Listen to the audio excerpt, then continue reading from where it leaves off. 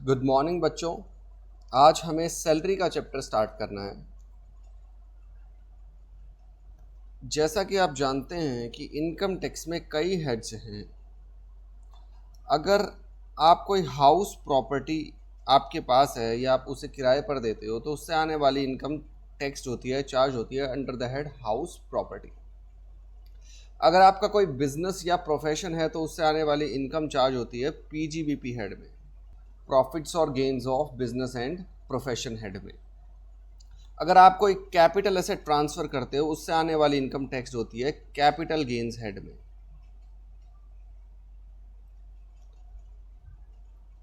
अगर आप कहीं जॉब करते हो, if you are working as an employee, then income arising in your hand shall be charge under the head salary. और एक है रेजिडुअरी हेड अदर सोर्सेज, कि अगर इन किसी हेड में कोई इनकम चार्ज ना हो पाई, टैक्स ना हो पाई, तो वो फिर टैक्स होगी under the head other sources. तो आज हमें सैलरी हेड स्टार्ट करना है कि अगर कोई एम्प्लॉई कोई इनकम कमाता है एम्प्लॉयर से तो उसकी टैक्स ट्रीटमेंट क्या होगी, कैलकुलेशन कैसे होगी। तो हर हेड पढ़ने का हमारा एक ही तरीका है। हर हेड में हम दो ही क्वेश्चंस पढ़ते हैं।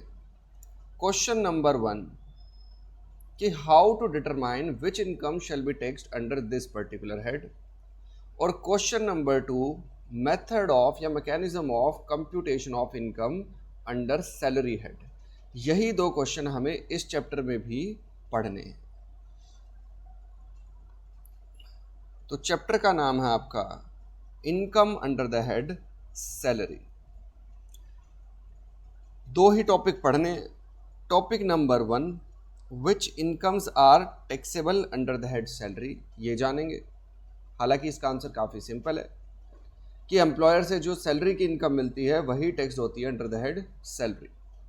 और income under the head salary calculate कैसे होती है ये भी हमें पढ़ना है। तो starting with the first topic, which incomes are taxable under the head salary. कैसे पता चलेगा कि किसी प्रीवियस ईयर में सैलरी हेड में कौन सी इनकम चार्ज होगी। हर हेड का एक चार्जिंग सेक्शन है। जैसे कैपिटल गेन्स हेड का charging section section 45, other sources का चार्जिंग सेक्शन सेक्शन 56, पीजीबीपी का charging section section 28, house property का चार्जिंग सेक्शन सेक्शन 22। इसी तरह से सैलरी हेड का चार्जिंग सेक्शन है सेक्शन 15, जो हमें क्या कहता है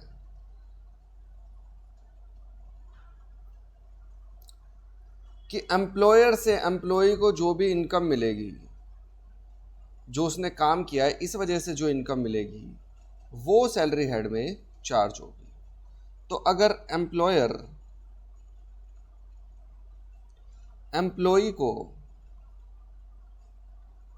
सैलरी दे रहा है,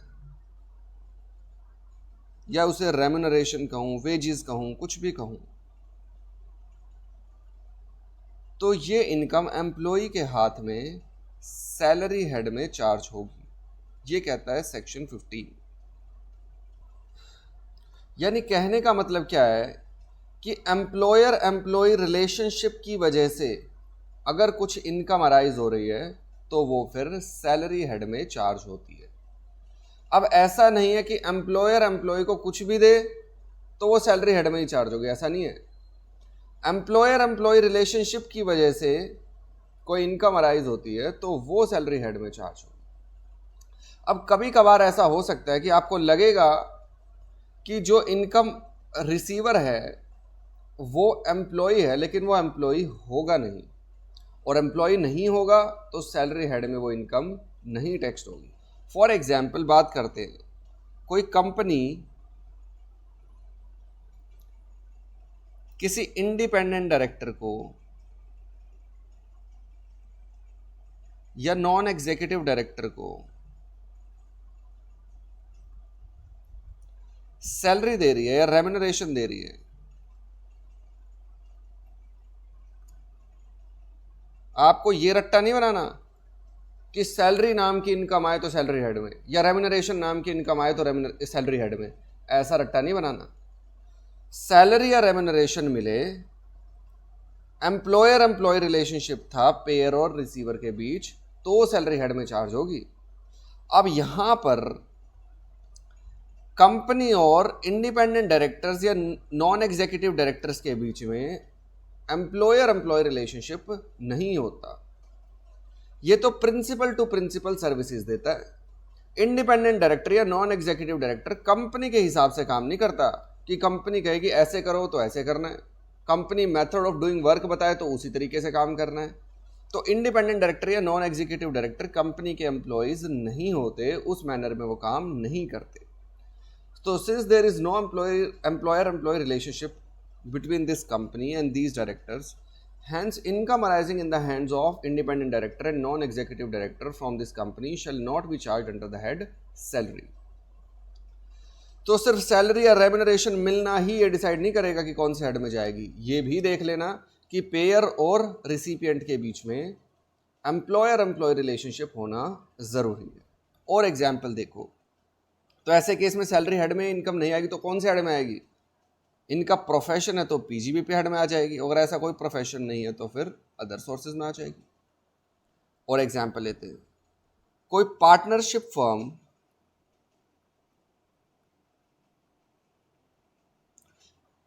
अपने पार्टनर्स को,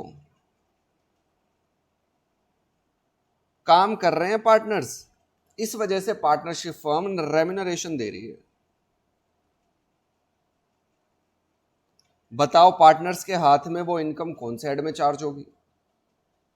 सिर्फ रेम्यूनरेशन या सैलरी वर्ड देख के ये डिसाइड नहीं करना कि ये सैलरी हेड में जाएगी। सैलरी तो मिल रही है, क्या एम्प्लॉयर एम्प्लॉय रिलेशनशिप है इन दोनों के बीच में? क्या पार्टनर्स पार्टनरशिप फर्म के एम्प्लॉयज होते हैं? Answer is no. वो तो कलेक्टिवली मिलकर कुछ काम कर रहे होते हैं, प्रॉफिट वाला, बिजनेस वाला, तो उसे बोल दिया जाता है partnership firm. So since there is no employer-employee relationship between partnership firm and its partners, hence remuneration in the hands of partners received from partnership firm is not taxed under the head salary। तो ये भी अपनी exception बन गई। तो ऐसे case में partners के हाथ में जो रेम्यूनरेशन आएगी कौन से हेड में चार्ज होती है? ये पीजीबीपी हेड में चार्ज होती है। पीजीबीपी ये चैप्टर में और डिटेल में इस मैटर को टेकअप करेंगे। और एग्जाम्पल देखो, जो एमपीज एमएलएज होते हैं, पार्लियामेंट में जो जाते हैं, कानून बनता है वहां पर अपनी राय देते हैं, पब्लिक को रिप्रेजेंट कर रहे होते हैं, पब्लिक के इंटरेस्ट के लिए वहां पर जाते हैं, तो क्या इन्हें कोई रेम्यूनरेशन मिल रही होती है गवर्नमेंट से? तो क्या इनके हाथ में आने वाली इनकम सैलरी हेड में चार्ज होगी? सिर्फ सैलरी या रेम्यूनरेशन देख के ये डिसाइड नहीं करना हमें कि सैलरी हेड में जाएगी किस हेड में जाएगी। हमें ये देखना है कि क्या एम्प्लॉयर एम्प्लॉय रिलेशनशिप है या नहीं। एमपीज और एमएलएज गवर्नमेंट के एम्प्लॉयज नहीं होते, ये कोई एम्प्लॉयर एम्प्लॉय रिलेशनशिप इन दोनों के बीच में नहीं होता। ये तो बस अपने फंक्शंस वहां पर परफॉर्म करते हैं, इस बात के इन्हें कुछ पैसे मिल जाते हैं। तो इसलिए remuneration in the hands of MPs and MLAs is not charge under the head salary. तो ये भी सैलरी हेड में नहीं आएगी, जनरली अदर सोर्सेज हेड की इनकम मानी जाती है।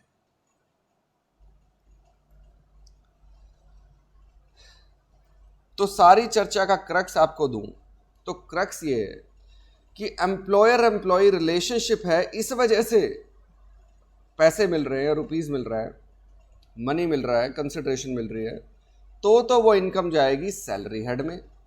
अगर एम्प्लॉयर एम्प्लॉय रिलेशनशिप नहीं है, जैसा कि हमने पढ़ा इन एग्जाम्पल्स में, तो फिर वो इनकम सैलरी हेड में नहीं जाएगी। इसका मतलब ये नहीं है कि उस पर टैक्स नहीं लगेगा, टैक्स लगेगा बट सैलरी हेड में नहीं लगेगा, या पीजीबीपी में लग रहा होगा या अदर सोर्सेज में लग रहा होगा।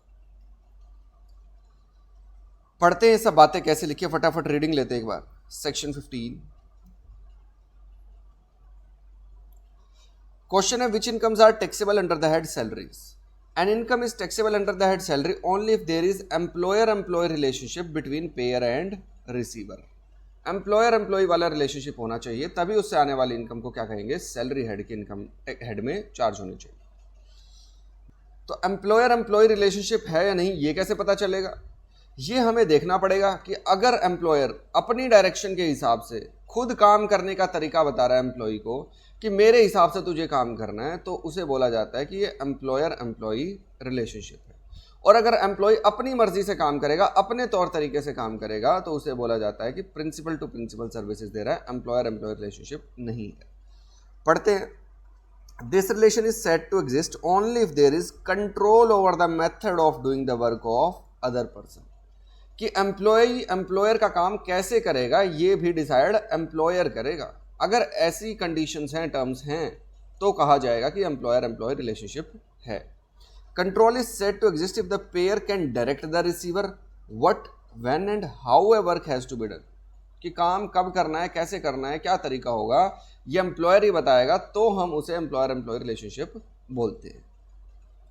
एंड रिसीवर को, एम्प्लॉय को ये सारी कंडीशंस जिस तरीके के वो बता रहा है काम कैसे करना, कब करना है, ये अगर वो बाउंड टू फॉलो है कि उसे फॉलो करना ही पड़ेगा, तो हम उसे बोलते हैं कि ये एम्प्लॉयर एम्प्लॉय रिलेशनशिप है। If there is no control over the work of another person, for example independent director कुछ काम कर रहा है कंपनी का, तो वहां पर कंपनी उसे ये नहीं बताते कि आप ऐसे ऐसे काम करो, वो तो इंडिपेंडेंट डायरेक्टर है, इसलिए उसका नाम इंडिपेंडेंट है कि उसका कोई इस तरह का रिलेशन नहीं है, वो तो अपनी इंडिपेंडेंट ओपिनियन रखेगा, इंडिपेंडेंट डायरेक्टरशिप करेगा। देन द रिलेशन, अगर ऐसा है कि कोई कंट्रोल नहीं है, then the relationship is said to be on principal to principal basis. The remuneration in such case shall be taxable under the head PGBP और other sources as the case may be. ये वही examples आ रहे हैं। Following are some of the examples where there is no control of payer over receiver. इन cases में employer employee relationship नहीं है। Number 1, director who is not an employee. Example लिया इंडिपेंडेंट डायरेक्टर का, नॉन एग्जीक्यूटिव डायरेक्टर का। ये लोग जब काम करते हैं, भले ही रेम्यूनरेशन ले रहे हो, तो एम्प्लॉयर एम्प्लॉय रिलेशनशिप नहीं होता, एम्प्लॉयर का कंट्रोल इन पर नहीं होता, इसलिए इनकी इनकम सैलरी हेड में चार्ज नहीं होती। Partners of a firm, partners अगर कोई रेम्यूनरेशन ले रहे हैं तो वो भी सैलरी हेड में चार्ज नहीं होगी। मेंबर्स ऑफ पार्लियामेंट, ये अगर कुछ रेम्यूनरेशन ले रहे हैं तो सैलरी हेड में चार्ज नहीं होगी। In all these cases income of receiver is not taxable under the head salary because employer employee relationship does not exist. आगे चलते हैं।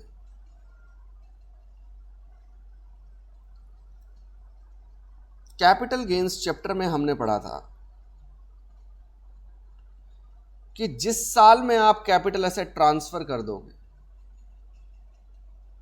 उसी साल में आपकी कैपिटल गेन्स टैक्स्ड होंगे।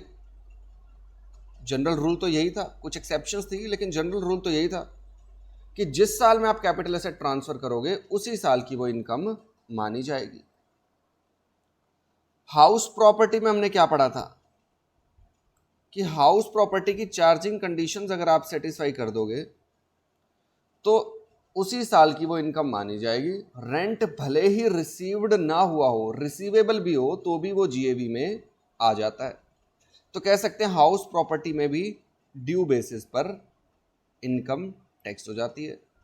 कैपिटल गेन्स में भी ट्रांसफर हो गया तो ड्यू बेसिस पर भले ही अभी पेमेंट नहीं आई, टैक्स देना पड़ जाता है। सैलरी हेड में क्या होता है? क्या सैलरी मिलेगी तब टैक्स होगी, या ड्यू है अभी एम्प्लॉयर ने दी नहीं तो भी टैक्स हो जाएगी?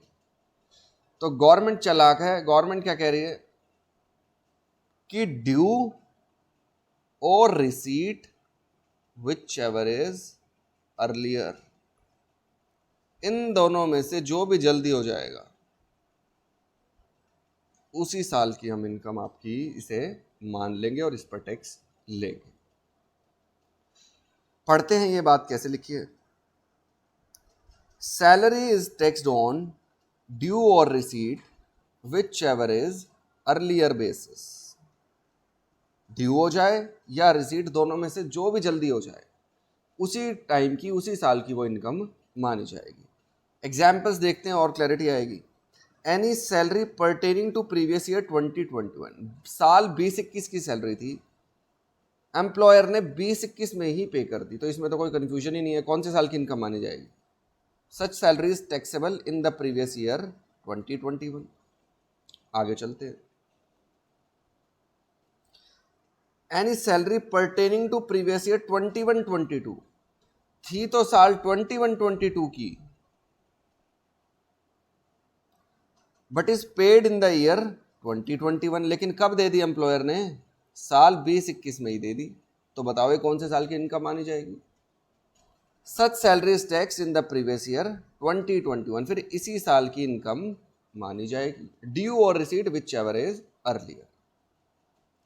कैसे? एज एडवांस सैलरी, भाई एडवांस में आपको सैलरी मिल गई, ये मान के हम इसे टैक्स कर देंगे। क्या 21-22 में ये इनकम फिर दोबारा टैक्सड होगी? नहीं, एक ही इनकम 2 सालों में दोबारा थोड़ी ना टैक्सड होगी। तो अगर मिली 20-21 में है और ये इनकम थी 21-22 की, और 20-21 में अगर टैक्स कर चुके हैं, तो 21-22 में दोबारा नहीं करेंगे। और आगे चलते हैं। एनी सैलरी परटेनिंग टू 20-21, साल 20-21 की सैलरी है, 21-22 में पे की एम्प्लॉयर ने, बाद में पे की, तो हमने क्या रूल बनाया? Due or receipt whichever is earlier. तो 20-21 में ड्यू हो गई, पे भले ही एम्प्लॉयर ने 21-22 में की है, तो such income shall be taxed in the previous year 2021।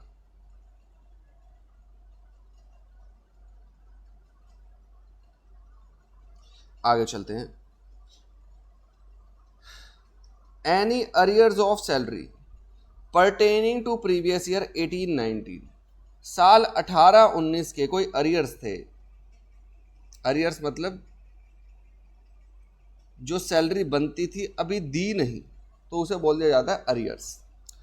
Any arrears of salary pertaining to previous year 18-19 was not charge to tax in the previous year 18-19। 18-19 की कुछ सैलरी है, लेकिन वो 18-19 में उस पर टैक्स नहीं दिया, because the arrears are in connection with the retrospective revision made in the year 2021। कह रहा 18-19 में भी एम्प्लॉय को कुछ सैलरी मिलती थी, 19-20 में भी मिल रही होगी, 20-21 में भी मिल रही होगी। 20-21 में आके एम्प्लॉयर क्या कर रहा है? 18-19 में जो सैलरी दी थी उसे इंक्रीज कर रहा है। कह रहा है जी आपको 1 लाख रुपए मैंने दिए थे, 20-21 में अब मैं डिसाइड कर रहा हूं कि 18-19 वाली जो आपकी सैलरी थी वो 1,20,000 होनी चाहिए। तो ये 20,000 का इंक्रीमेंट कब कर रहा है? 20-21 में, विद इफेक्ट फ्रॉम 18-19। तो यानी 18-19 की ही ये सैलरी है, लेकिन उस साल एम्प्लॉयर ने कुछ बताया नहीं, मिलेगी या नहीं मिलेगी, बढ़ी है या नहीं बढ़ी। कब बताया? साल 20-21 में बताया। तो 18-19 की तो रिटर्न वगैरह फाइल हो गई होगी, तो 18-19 की इनकम में तो इसे शामिल नहीं किया गया 20,000 को। तो सवाल उठता है कि 20,000 अब कौन से साल की इनकम मानी जाएगी? तो ऐसे केस में जब पता ही बाद में चला, तो ये ड्यू भी बाद में हुई साल 20-21 में, तो ऐसे केस में ये इनकम कौन से साल की इनकम मानी जाएगी? Previous year 2021। तो पढ़ते हैं दोबारा। Any arrears of salary pertaining to previous year 18-19, थी तो ये 18-19 की, लेकिन उस साल में टैक्स इस पर नहीं लगा। क्यों? क्योंकि ये रिवीजन, ये इंक्रीज ही कब किया एम्प्लॉयर ने? 2021 में। Now such arrears of salary not charge to tax in an earlier previous year, अगर ये 18-19 में टैक्स नहीं हो पाई, then these are taxable in the previous year in which it is paid, that is previous year 2021। तो 2021 की ही हम इसे इनकम मान लेंगे। उसके बाद क्या लाइन लिख के आ रही है, अभी मैं इसको रख रहा हूं पेंडिंग। ये क्या चीज है?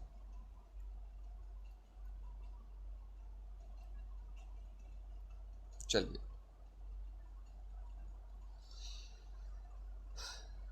तो सारी बात का क्रक्स अगर मैं आपको दूं,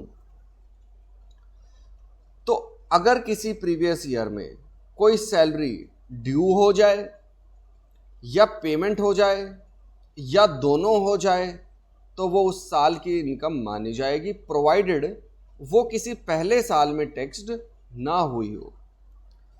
रिपीट कर दूं अपना क्रक्स। प्रीवियस ईयर 2021 में कौन कौन सी सैलरी की इनकम चार्ज होंगी? या तो कोई सैलरी ड्यू हुई हो इस पीरियड में, या इस पीरियड में पे हुई हो, ड्यू ना हुई हो, या ड्यू भी हो गई और पेड भी हो गई, ये इनकम्स इस साल की इनकम में टैक्स्ड होंगी, प्रोवाइडेड ये इनकम्स पहले किसी साल में कभी टैक्स इन पर नहीं दिया। ये क्रक्स आप फॉलो कर लोगे तो कभी मार नहीं खाओगे। रिपीट कर दूं, प्रीवियस ईयर के दौरान या तो ड्यू हुई हो या पे हुई हो या दोनों हो गई हो, प्रोवाइडेड पहले किसी साल में टैक्स्ड ना हुई हो, तो वो इनकम इस प्रीवियस ईयर में टैक्स्ड होगी। तो यही क्रक्स लिखा भी हुआ है मैंने, any salary that becomes due और पेड और both during the previous year 2021 shall be taxable in the previous year 2021 provided such salary has not been taxed in any earlier year। यही रूल आपको अब लेके चलना है। इस इलस्ट्रेशन में हमने क्या देखा कि अगर एडवांस में भी सैलरी मिल रही है तो जिस साल में मिल रही है उस साल की वो इनकम मानी जाएगी और अकॉर्डिंगली टैक्स देना होगा। तो जिस साल की इनकम होती है उससे पहले वाले साल में ही मिल जाए तो उसे बोल देते हैं एडवांस सैलरी। एक कॉन्सेप्ट होता है एडवांस अगेंस्ट सैलरी, एक है एडवांस सैलरी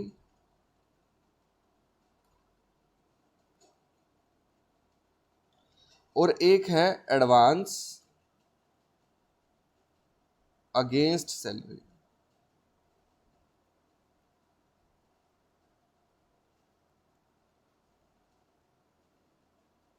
एडवांस सैलरी का क्या मतलब है कि फॉर एग्जाम्पल प्रीवियस ईयर 21-22 की सैलरी प्रीवियस ईयर 2021 में मिल गई तो इसे बोल दिया जाता है एडवांस सैलरी और ये साल 20-21 की इनकम ही मानी जाएगी। एडवांस अगेंस्ट सैलरी का क्या मतलब होता है कि कभी कभार एम्प्लॉय एम्प्लॉयर को कहता है कि प्लीज मुझे पैसों की जरूरत है, मुझे लोन दे दीजिए। एम्प्लॉयर कहता है कि दे तो दूं पर तू पैसे वापस देगा ही नहीं, इस बात पे मुझे शक है। एम्प्लॉय कहता है जी आप टेंशन ना लो, आप मेरी सैलरी में से काट लेना। तो अगर एम्प्लॉयर ने एम्प्लॉय को लोन दे दिया यहां पर 10 लाख रुपए का और अब एम्प्लॉयर एम्प्लॉय को आने वाले कुछ सालों में जब तक ये लोन पूरा सेट ऑफ नहीं होगा तब तक उसकी सैलरी में से ही डिडक्ट करेगा और अकॉर्डिंगली उसे सैलरी नहीं देगा।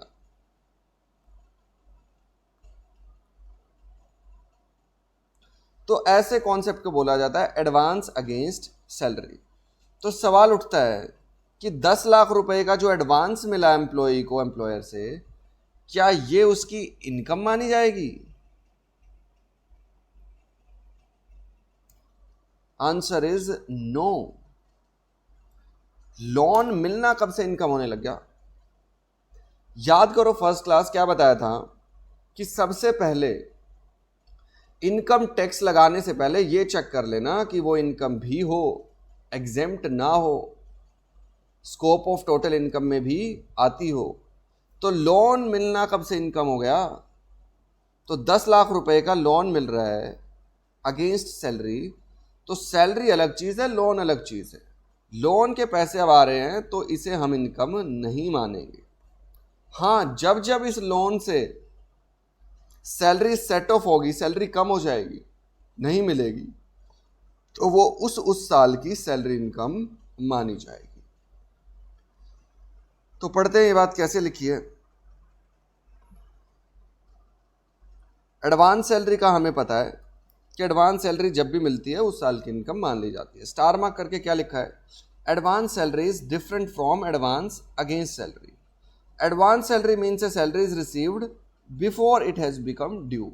ड्यू अभी नहीं हुई, पहले मिल गई। तो advance salary is taxable in the previous year in which it is received. Advanced against salary is an advance taken by employee from his employer.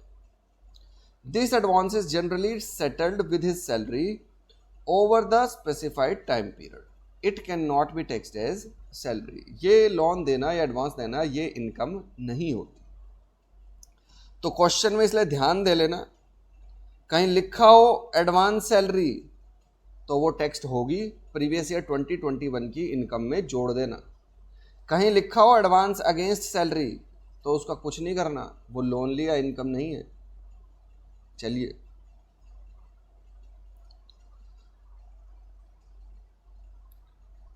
अब देखो, एम्प्लॉयर ने एम्प्लॉय को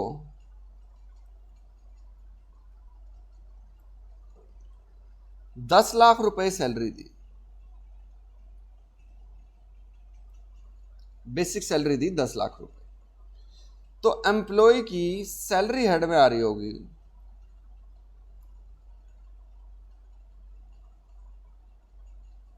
10 लाख रुपए।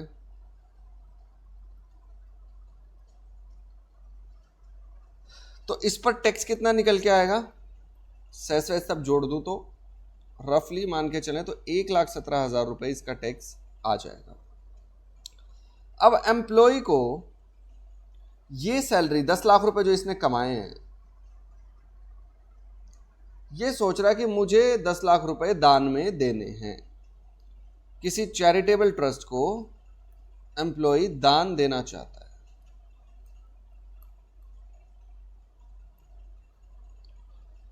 तो एम्प्लॉय ने 10 लाख रुपए कमाए, उस पर 1,17,000 रुपए का टैक्स देना होगा, तब ये 10 लाख रुपए एम्प्लॉय के होंगे। एम्प्लॉय चाहता है कि 10 लाख रुपए मैं घर पे ना रखूं, मैं तो जी दान पुण्य करना चाहता हूं, मुझे नहीं चाहिए पैसे, मेरे पास बहुत हैं, मैं इसे चैरिटेबल ट्रस्ट को दान में देना चाहता हूं, मुझे ये सैलरी नहीं चाहिए। तो अगर एम्प्लॉय 10 लाख रुपए सैलरी ले लेगा तो उसे 1,17,000 रुपए टैक्स देना पड़ेगा, जो कि टीडीएस की फॉर्म में ही जनरली कट जाता है। तो फिर ये 10 लाख रुपए चैरिटेबल ट्रस्ट को देगा। अब एम्प्लॉय देखना क्या चाहता है, एम्प्लॉय सोच रहा है, एम्प्लॉय ने क्या चालाकी की कि 10 लाख रुपए पहले मैं ले लूं तो वो मेरी इनकम मान ली जाती है और उस पर 1,17,000 टैक्स देना पड़ जाता है। और ये 10 लाख रुपए तो मुझे घर में भी नहीं लेके आने, ये तो चैरिटेबल ट्रस्ट के पास जाएंगे।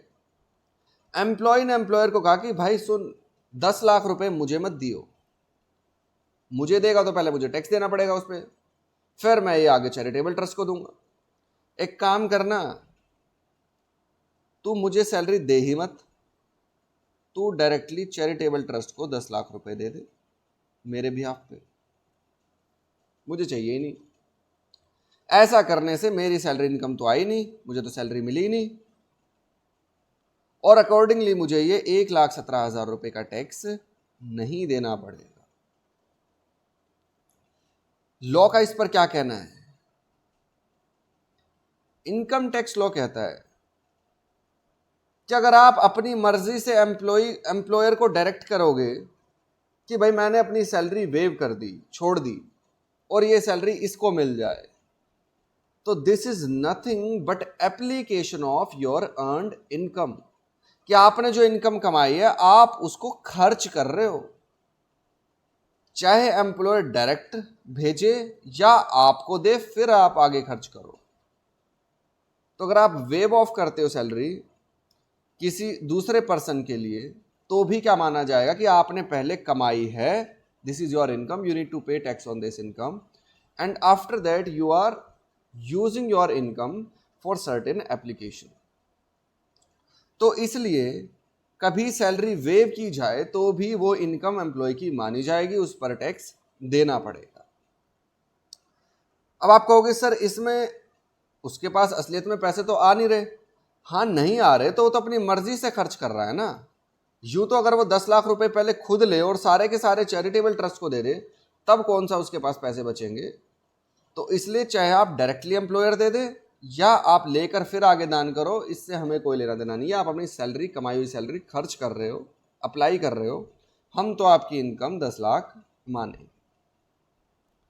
हाँ, एक रिलीफ गवर्नमेंट ने जरूर दिया, उन्होंने अपना एक कानून बना रखा है कि अगर आप इस कानून के तहत अपनी सैलरी वेव ऑफ करोगे, सरेंडर करोगे, तब हम आपकी सैलरी एग्जेम्प्ट कर देंगे, क्योंकि आप हमारे लिए वो सैलरी सरेंडर करोगे और हम उस पैसे को किसी आपदा वगैरह के लिए यूज करेंगे, तो तब ही हम आपको एग्जेम्पशन देंगे। इन जनरल ये सैलरी एग्जेम्प्ट नहीं होगी। पढ़ते हैं ये बात, concept of foregoing of salary और surrender of salary. Page number 4 पर आ जाइए। फोरगोइंग ऑफ सैलरी और surrender of salary means waiver by employee of salary accrued to him. Employer needs to pay something to employee, employer को तो वो पैसा देना ही है, एम्प्लॉई उसे वेव कर रहा है, सरेंडर कर रहा है, तो such waived salary is not exempt, it is taxable. For example, Mr. X, an employee, instructs his employer that he is not interested in receiving the salary for April 2020 and the same might be donated to a charitable institution, कि मुझे salary नहीं चाहिए, आप किसी charitable institution को दे दो। In this case, Mr. X cannot claim that he cannot be charged in respect of salary for April 2020। वो ऐसा नहीं कह सकता कि ये मेरी इनकम नहीं है, मुझसे टैक्स मत लो। It is only due to his instruction that the donation was made to a charitable institution by his employer. It is only an application of income. Employee अपनी इनकम अप्लाई कर रहा है, इसे use कर रहा है, यही हम मानेंगे। Hence the salary for the month of April 2020 will be taxable in the hands of Mr. X। हाँ, वो बात और है कि अगर उसे कुछ बेनिफिट लेना है तो वो चैरिटेबल ट्रस्ट को जब डोनेशन करता है तो एक सेक्शन है 80G में, आपने पढ़ा होगा, कैटेगरी 4 वाली डोनेशंस, चैरिटेबल ट्रस्ट उसमें आता है कि अगर 80G में नोटिफाइड चैरिटेबल ट्रस्ट को आप डोनेशन दोगे तो 80G में डिडक्शन ले सकते हो, लेकिन आपकी सैलरी एग्जेम्प्ट नहीं होगी। आपकी ग्रोस टोटल इनकम में वो सैलरी आएगी, टोटल इनकम में ना आए, उससे बचाने के लिए क्या बेनिफिट आप ले सकते हो, 80G की डिडक्शन का बेनिफिट ले सकते हो अगर वो 80G वाला चैरिटेबल ट्रस्ट है तो such income is taxable in the hands of Mr. X. He is however entitled to a claim a deduction under section 80G for the amount donated to the institution। आगे चलते हैं कि अगर आप अपनी salary छोड़ोगे तो भी हम आपकी इनकम मानेंगे, वो एग्जेम्प्ट नहीं है। एक केस में एग्जेम्प्ट है, क्या? If an employee surrenders his salary to the central government under section 2 of voluntary surrender of salaries exemption from tax act 1961, then the salary surrendered would be exempt while computing his taxable income. तो याद रखना, इस act के तहत जब surrender करेगा employ, ये इस एक्ट के तहत जब सरेंडर करता है तो गवर्नमेंट के पास ही पैसा जाता है, वही उसे यूज़ करती है। तो इस एक्ट के तहत जब आप सरेंडर करोगे तो वो आपकी इनकम एग्जेम्प्ट हो जाएगी। इसके अलावा अगर आप किसी और मैनर में इसे वेव ऑफ कर रहे हो, सरेंडर कर रहे हो, फॉरगो कर रहे हो, तो वो आपकी टैक्सेबल इनकम मानी जाएगी। तो ये था हमारा फर्स्ट टॉपिक कि which incomes are taxable under the head salary. Repeat कर लें अब तक की चर्चा। सैलरी हेड में कौन सी इनकम आती है? एम्प्लॉयर एम्प्लॉय रिलेशनशिप होना चाहिए पेयर और रिसीवर के बीच, तो एम्प्लॉय को जो इनकम मिलेगी वो सैलरी हेड में आएगी। एक प्रीवियस ईयर के दौरान कौन सी आएगी? एक प्रीवियस ईयर में चाहे वो इनकम ड्यू हो रही हो या रिसीव हो रही हो या दोनों हो रहे हो, प्रोवाइडेड इससे पहले किसी साल में उस पर टैक्स नहीं लगा। एडवांस सैलरी मिलती है, वो एडवांस अगेंस्ट सैलरी से अलग चीज़ है। एडवांस सैलरी मिल रही है तो वो पहले ही मिल गई, रिसीट बेसिस पर टैक्स हो जाएगी। एडवांस अगेंस्ट सैलरी मिल रहा है तो वो एक लोन है, वो इनकम नहीं है, उस पर कोई टैक्स नहीं लगेगा। अगर आप अपनी सैलरी फॉरगो कर रहे हो, सरेंडर कर रहे हो, तो वो एग्जेम्प्ट नहीं होती, आपकी इनकम मानी जाती है, टैक्स देना पड़ेगा। लेकिन अगर आप voluntary surrender of salaries exemption from taxation act के तहत अपनी सैलरी फॉरगो करोगे, सरेंडर करोगे गवर्नमेंट को, तो उस केस में एग्जाम्पशन दे रखी है उन्होंने। अदरवाइज अगर आप सरेंडर या फॉरगो करते हो तो आपकी इनकम मानी जाती है। तो ये था अपना first topic, which incomes are taxable under the head salary. Starting with the second topic, how to calculate income under the head salary. Salary head की इनकम कैसे कैलकुलेट होगी? सर सैलरी हेड में तो कुछ मुश्किल होना ही नहीं चाहिए। जो भी सैलरी मिली, फॉर एग्जाम्पल किसी की सैलरी है साल की 20 लाख रुपए, तो सर 20 लाख ही इनकम अंडर दैट सैलरी आ जाना चाहिए। अगर किसी की 10 लाख रुपए सैलरी है तो income under that salary 10 lakh आ जाना चाहिए। इतना मुश्किल क्या है सर इसमें? अगर किसी को एम्प्लॉयर सैलरी ऐसे दे रहा है कि सैलरी आपकी है जी 20 लाख रुपए, तो ये चैप्टर वहीं पर खत्म होगा, कुछ भी इसमें मुश्किल नहीं है। लेकिन एम्प्लॉयर एम्प्लॉयज को सैलरी ऐसे नहीं देते कि बेसिक सैलरी 20 लाख, सिर्फ ये नहीं देते। एम्प्लॉयर क्या करते हैं कि अगर 20 लाख सैलरी भी देनी होगी तो कैसे पे करते हैं? बेसिक सैलरी,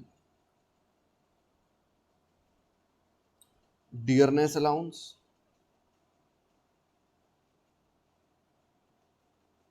बोनस,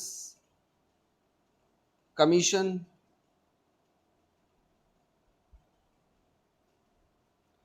कभी एम्प्लॉयर क्या करेगा, एम्प्लॉय को रहने के लिए कोई घर दे देगा फ्री में, रेंट फ्री अकोमोडेशन दे देगा, ले रह ले। कोई एम्प्लॉयर क्या करेगा कि ऑफिस में किसी को लंच भी प्रोवाइड करता होगा कि यहीं पे आके खा लियो, अपना लेके मत आया कर, यहाँ गरम गरम खाना मिलेगा वही खा लियो, तो लंच भी मिल रहा होगा, वो भी सैलरी है। कभी कभार हो सकता है एम्प्लॉयर एम्प्लॉय के मेडिकल प्रीमियम भी पे कर दे,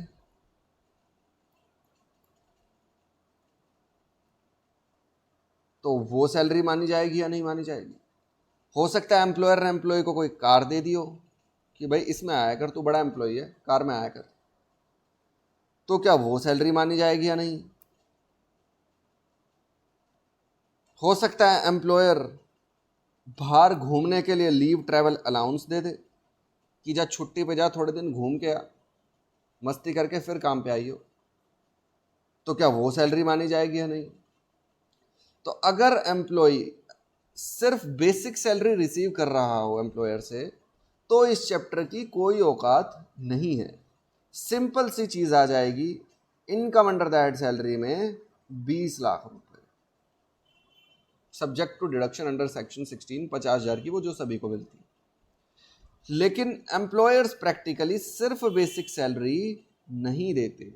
जो एम्प्लॉयर सिर्फ बेसिक सैलरी देते हैं उनके लिए तो ये चैप्टर बस इतना सा ही है कि जो सैलरी मिली डायरेक्टली टैक्सेबल है, बस 50,000 की डिडक्शन ले लेना। लेकिन जो एम्प्लॉयर्स अपने एम्प्लॉयज को इतनी सारी चीजें देते हैं, उसका टैक्सेबल अमाउंट निकालना हमें अभी नहीं आता। फॉर एग्जाम्पल, जिस एम्प्लॉयर ने एम्प्लॉय को 20 लाख बेसिक सैलरी दी सिर्फ, तो क्या लिख दोगे आप इनकम अंडर दैट सैलरी में? 20 लाख रुपए। अब साथ में उसने कार भी दे दी, फॉर एग्जाम्पल होंडा सिटी दे दी, तो इनकम अंडर दैट सैलरी में क्या लिखोगे? 20 लाख अगर बेसिक सैलरी है तो 20 लाख प्लस होंडा सिटी ऐसे लिखोगे? क्या कभी हमने टोटल इनकम काइंड में निकाली है? नहीं। साथ में उसने घर भी दे दिया फ्री में, भाई रह ले जब तक काम कर रहा है, तो कैसे सैलरी निकालोगे? 20 लाख प्लस घर प्लस गाड़ी ऐसे निकालोगे सैलरी? नहीं। साथ में उसने खाना भी दे दिया, तो सैलरी कैसे निकालोगे? 20 लाख प्लस खाना प्लस घर प्लस गाड़ी, तो इनकम अंडर दैट सैलरी कैसे निकलेगी? हमारी तो सैलरी या इनकम किसी भी हेड में एब्सोल्यूट मनी में आनी चाहिए, तभी तो हम टैक्स निकालेंगे उस पर। तो प्रॉब्लम इस चैप्टर में यही आने वाली है कि अगर सिर्फ सैलरी मिल जाए, वेजेस मिल जाए, तो कोई इशू नहीं है, जो रुपए मिले वही directly income under that salary है। लेकिन अगर इस तरह की चीजें मिल रही हैं तो ऐसे केस में टैक्सेबल अमाउंट निकालना एक समस्या है। तो इसीलिए चैप्टर की लेंथ इतनी बड़ी है, आपके सिलेबस के बड़े चैप्टर्स में से आता है income under that salary. Important chapter भी है प्रैक्टिकली भी। शुरू में जब आप जाओगे इंडस्ट्री में तो शुरू में सैलरी टाइप के इंडिविजुअल्स की रिटर्न आपको भरने के लिए मिलेगी, तो इसलिए वो प्रैक्टिकली भी ज़रूरी है और chapter exam point of view से भी इंपॉर्टेंट है, एग्जाम में आता है। तो आई होप आपको समझ आ रहा होगा कि इस चैप्टर में क्या क्या चीज़ें आने वाली हैं। शुरू करते हैं calculation. Topic number 2, how to calculate income under the head salaries, कि सैलरी हेड की इनकम कैसे कैलकुलेट होगी। तो ये फॉर्मेट बना रखा है मैंने, इसी फॉर्मेट में आप क्वेश्चन सॉल्व करेंगे। Income under the head salary shall be calculated as follows. इस तरह से आप income under the head salary निकालोगे। सबसे पहले क्या करोगे, ग्रोस सैलरी निकालोगे। ग्रोस का मतलब है उसमें से कुछ ना कुछ रिड्यूस होने वाला है। जहां पर भी ग्रोस आ जाए उसमें से कुछ ना कुछ रिड्यूस होता है, तब नेट आता है। जैसे ग्रोस एनुअल वैल्यू, उसमें से म्युनिसिपल टैक्सेस लेस होते हैं तो net annual value. Gross total income, उसमें से डिडक्शंस लेस होती है तो टोटल इनकम। इसी तरह से ग्रोस सैलरी, उसमें से कुछ लेस होगा, फिर क्या आ जाएगा, income under the head salaries. तो ग्रोस सैलरी मतलब आपको क्या क्या आइटम्स एम्प्लॉयर से मिल रहे हैं उनका टैक्सेबल अमाउंट। तो एम्प्लॉयर से एम्प्लॉय को बेसिक सैलरी भी मिल सकती है, कमीशन भी मिल सकता है, बोनस भी मिल सकता है, अलाउंसेस भी मिल सकते हैं, dearness allowance, entertainment allowance, tiffin allowance, convince allowance, uniform allowance, helper allowance, इतने सारे अलाउंसेस आएंगे तो वो सब चीज़ें मिल सकती हैं। रिटायरमेंट के टाइम पर भी बहुत सारी चीज़ें मिलती हैं, प्रोविडेंट फंड का पैसा, ग्रेचुटी का पैसा, लीव सैलरी एनकैशमेंट, पेंशन मिल रही है, उसका क्या होगा। एम्प्लॉयर ने एम्प्लॉय को बीच में ही हटा दिया, रिट्रेंचमेंट कर दिया, छटनी कर दी एम्प्लॉयज़ की, तो वो रिट्रेंचमेंट कंपनसेशन मिलेगा, उसका क्या होगा, क्या वो टैक्स होगा, क्या वो इनकम मानी जाएगी। वॉलंटरी रिटायरमेंट एम्प्लॉय, VRS बोल देते हैं, वॉलंटरी रिटायरमेंट स्कीम, उसके तहत कोई कंपनसेशन मिल रहा है एम्प्लॉय को कि वो खुद नौकरी छोड़ना चाहता है, उसका मन नहीं अब काम करने का, तो उसको जो पैसा मिलेगा, लमसम अमाउंट मिलेगा, उसका क्या होगा। या परक्यूजिट्स, परक्यूजिट्स का मतलब क्या होता है, सुविधा या फैसिलिटीज़। जैसे मैं बता रहा हूँ, कार, घर, लंच, ये सारी चीज़ें फैसिलिटीज़ अगर देगा तो वो भी सैलरी का हिस्सा मानी जाए। तो ग्रोस सैलरी निकालने के बाद हम उसमें से लेस करेंगे 3 तरह के deductions. Section 16 clause 1A, section 16 clause 2 और सेक्शन 16 क्लॉज 3 की 3 तरह की डिडक्शंस आएंगी हमारे पास। ये डिडक्शंस लेस करने के बाद हमारी आ जाएगी income under the head salary. इसमें से एक डिडक्शन तो अपनी फिनिश हो चुकी है, ये मान के चलो। आपको बताया था सैलरी इनकम, सैलरी हेड में इनकम निकालते हुए हर एम्प्लॉय को 50,000 रुपये की डिडक्शन मिलती है, तो वो यहाँ पर मैंने लिख दी। तो पहले आप ग्रोस सैलरी निकालोगे, उसमें से ये 3 तरह के डिडक्शंस दोगे, जिसमें से ये वाली तो हमेशा ही हर केस में मिलेगी, फिक्स्ड अमाउंट 50,000। हो सकता है कुछ केसेस में ये भी मिले, ये देखेंगे बाद में क्या चीज़ है। तो आ जाएगी हमारी income under the head salaries. अब हमें यही आइटम्स अब पढ़ने हैं अपने चैप्टर में, यही चीज़ें बची कि बेसिक सैलरी मिलेगी तो उसकी टैक्स ट्रीटमेंट क्या होगी, क्या वो टैक्स होगी तो यहाँ पर कितना अमाउंट लिखूँ, टैक्सेबल अमाउंट कितना लिखूँ। कमीशन मिल रहा है तो उसका टैक्सेबल अमाउंट कितना आएगा। बोनस मिल रहा है तो उसका टैक्सेबल अमाउंट कितना आएगा। अलाउंसेस मिल रहे हैं तो वो टैक्सेबल हैं या नहीं हैं, तो फिर टैक्सेबल अमाउंट कितना आएगा। रिटायरमेंट बेनिफिट्स मिल रहे हैं, चाहे वो ग्रेचुटी हो, प्रोविडेंट फंड हो, वॉलंटरी रिटायरमेंट कंपनसेशन हो, रिट्रेंचमेंट कंपनसेशन हो, तो ये टैक्स होंगे या नहीं और इनका टैक्सेबल अमाउंट कितना आएगा। बहुत सारी फैसिलिटीज़ मिल रही हैं परक्यूजिट्स, ये टैक्सेबल होंगी या नहीं, इनका टैक्सेबल अमाउंट कितना आएगा। तो यानी एम्प्लॉयर से एम्प्लॉय को जो भी मिल रहा है हमें उसका टैक्सेबल अमाउंट अब निकालना है। टैक्सेबल अमाउंट उसका निकाल कर सबको ऐड कर देंगे तो क्या आ जाएगा, ग्रोस सैलरी। ग्रोस सैलरी में से ये 3 तरह की डिडक्शंस लेस कर देंगे तो क्या आ जाएगा, income under the head salary. यही हमें चाहिए इस चैप्टर में। तो अब हम इस चैप्टर में क्या क्या पढ़ने वाले हैं, इसी ऑर्डर में अपना टॉपिक चलाएंगे। सबसे पहले पढ़ेंगे कि बेसिक सैलरी मिलती है तो उसकी क्या टैक्स ट्रीटमेंट, फिर commission, bonus, allowances, retirement benefit, perquisites, फिर ये डिडक्शंस। इसी ऑर्डर में हमें ये चैप्टर पढ़ना है। तो बेसिक सैलरी से शुरू करते हैं कि बेसिक सैलरी का क्या मतलब है, इसकी क्या टैक्स ट्रीटमेंट है। आ जाइए पेज नंबर 6, बेसिक सैलरी या कहूँ वेजेस। लेबर क्लास को जनरली वेजेस वर्ड यूज़ किया जाता है और जो ऑफिसेज में काम करते हैं उनके लिए सैलरी वर्ड यूज़ किया जाता है। हालांकि टैक्स ट्रीटमेंट, इनकम टैक्स लो दोनों को एक ही नज़र से देखता है, तो सैलरी मिले या वेजेस मिले कोई डिफरेंस नहीं है। तो सैलरी और wages means fixed regular payment earned for work और सर्विसेज। आपने कहीं काम किया है, इस वजह से आपको एक बेसिक एक सैलरी मिलती है, उसे क्या बोल दिया जाता है, बेसिक सैलरी या wages.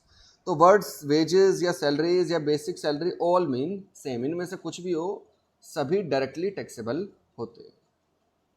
Basic salary is generally expressed in the form of पे स्केल। एक पे स्केल बना देते हैं इस तरह का। अब इसको पढ़ते कैसे है, ध्यान से सुनना। अगर किसी का पे स्केल है 12,500, 16,800, 20,000, 1,000, 30,000, इसका क्या मतलब है?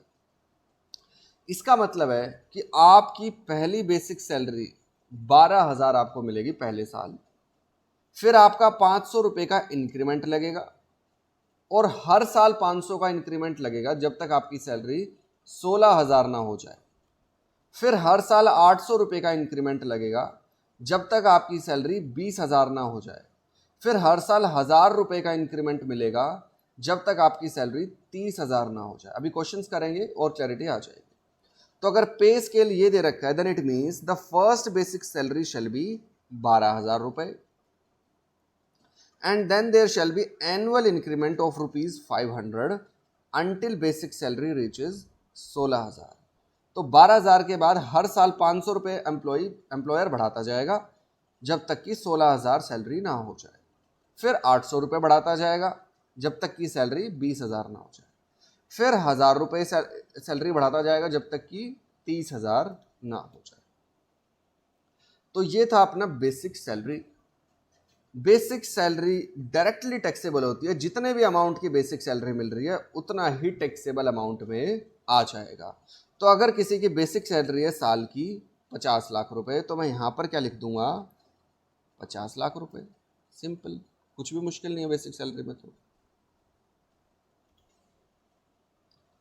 अगर और कुछ नहीं मिल रहा तो ग्रोस सैलरी भी क्या आ जाएगी, 50 लाख रुपए। फिर उसमें से डिडक्शन मिल जाएगी 50,000 रुपए की, और इनकम अंडर दैट सैलरी आ जाएगी 49,50,000। तो इसी के साथ ही हमारा बेसिक सैलरी फिनिश हुआ। एक क्वेश्चन कर लेते हैं इस पे।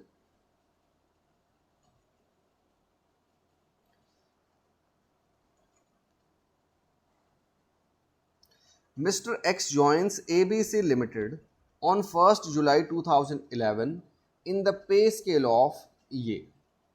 तो जैसे ही मुझे डेट्स दिखेंगी मैं टाइमलाइन बना लूंगा।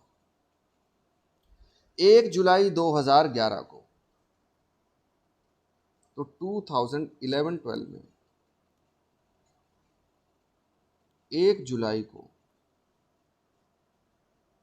इसने ज्वाइन किया ABC लिमिटेड में, और पे स्केल क्या था, 20,000। यानी पहली सैलरी मिलेगी पहले साल 20,000, फिर नेक्स्ट ईयर 500 का इंक्रीमेंट लग के 20,500, फिर 500 का इंक्रीमेंट लग के 21,000, ऐसे बढ़ बढ़ के जब तक 25,000 ना हो जाए। फिर इसे मिलेगा 700 का इंक्रीमेंट हर साल जब तक कि 30,600 ना हो जाए। फिर इसे मिलेगा 1,000 का इंक्रीमेंट जब तक कि 37,600 ना हो जाए। ये बता रखी है इसकी बेसिक सैलरी। आगे बता रखा है इसे डियरनेस अलाउंस भी मिल रहा है। तो अलाउंसेस अभी हमने पढ़े नहीं है, सिर्फ बेसिक सैलरी ही निकालते हैं इसकी। चलिए, compute employees tax liability for the assessment year 21-22, यानी प्रीवियस ईयर 2021 के लिए हम इसकी निकालते हैं बेसिक सैलरी। ये हम अपना क्वेश्चन बनाते हैं, हमें निकालनी है बेसिक सैलरी का taxable amount for the previous year 2021। तो यानी 2021 में जो भी सैलरी ड्यू हुई या रिसीव हुई या दोनों हो गई, वही 2021 की इनकम में आएगी। तो हमें ये देखना है कि 2021 में इसको बेसिक सैलरी कितनी मिली, वही मैं लिखूंगा। अब 2021 में इसे कितनी मिली ये क्वेश्चन ने डायरेक्टली हमें नहीं बताया, क्वेश्चन ने तो हमें पे स्केल बता दिया। हमें निकालना है प्रीवियस ईयर 2021 में बेसिक सैलरी कितनी मिली। तो 1 जुलाई से 20,000 मिलनी शुरू हुई है। पहले साल 20,000, अगले साल 20,500, फिर 21,000, फिर 21,500, ऐसे हर साल बढ़ेगी। तो हमें तो पहले यही डिटरमाइन करना पड़ेगा कि 20-21 में मिल कितनी रही है। तो चलिए पता लगाते हैं। इसने ज्वाइन किया 1 जुलाई 2011 को। तो 1 जुलाई 2011 से लेकर 30 जून 2012 तक इसकी सैलरी कितनी आएगी? 20,000। पहले साल कितनी है? 20,000। फिर 1 जुलाई 2012 से लेकर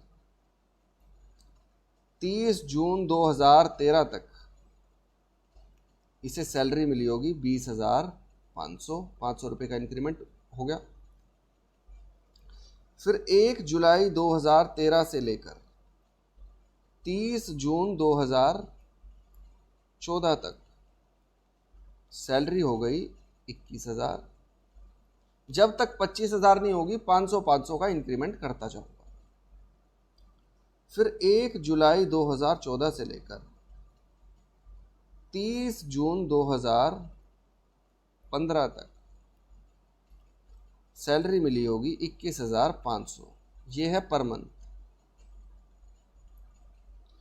फिर 1 जुलाई 2015 से लेकर 30 जून 2016 तक 22,000 मिली होगी। फिर 1 जुलाई 2016 से लेकर 30 जून 2017 तक 22,500 मिली होगी।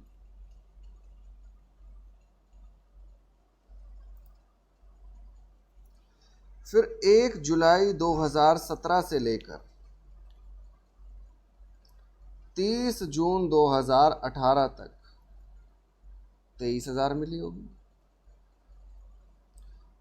फिर 1 जुलाई 2018 से लेकर 30 जून 2019 तक 23,500 मिली होगी। फिर 1 जुलाई 2019 से लेकर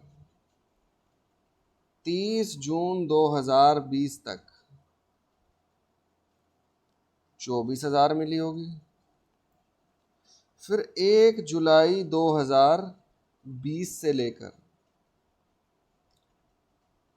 30 जून 2021 तक 24,500 मिली होगी। हमें कौन से साल के लिए कैलकुलेट करनी है इनकम? साल 2021 में कितनी मिली होगी वो बताओ।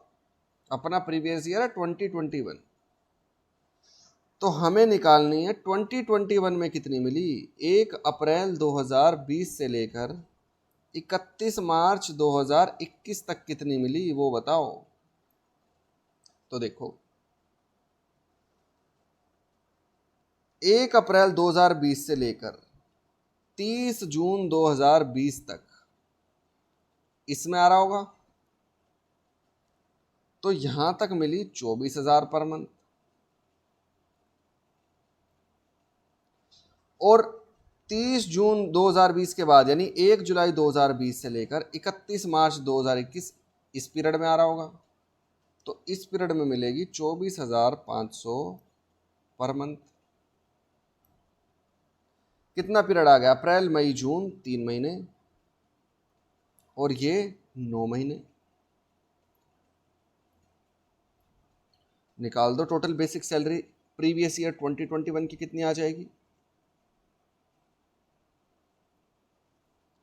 24,000 इंटू 3 प्लस 24,500 इंटू 9 2,92,500 क्या आ गई इस साल की बेसिक सैलरी। तो अगर क्वेश्चन डायरेक्टली मुझे ये दे दे कि मिस्टर एक्स ने पूरे साल में बेसिक सैलरी कमाई है 2,92,500, तो फिर वो टैक्सेबल अमाउंट में आ जाएगा। लेकिन इस क्वेश्चन में हमें ये नहीं बताया कि प्रीवियस ईयर 2021 में कितनी बेसिक सैलरी मिली, उसने हमें पे स्केल बता दिया। तो पे स्केल से मैंने पहले 2021 में कितनी मिली है वो निकाला, और जो भी मिली है वही मेरा टैक्सेबल अमाउंट आ जाता है बेसिक सैलरी के केस में। तो इसलिए इस केस में बेसिक सैलरी कितनी आएगी टैक्सेबल अमाउंट? 2,92,500। चलिए आंसर चेक भी कर लेते हैं। बेसिक पे 2,92,500 500।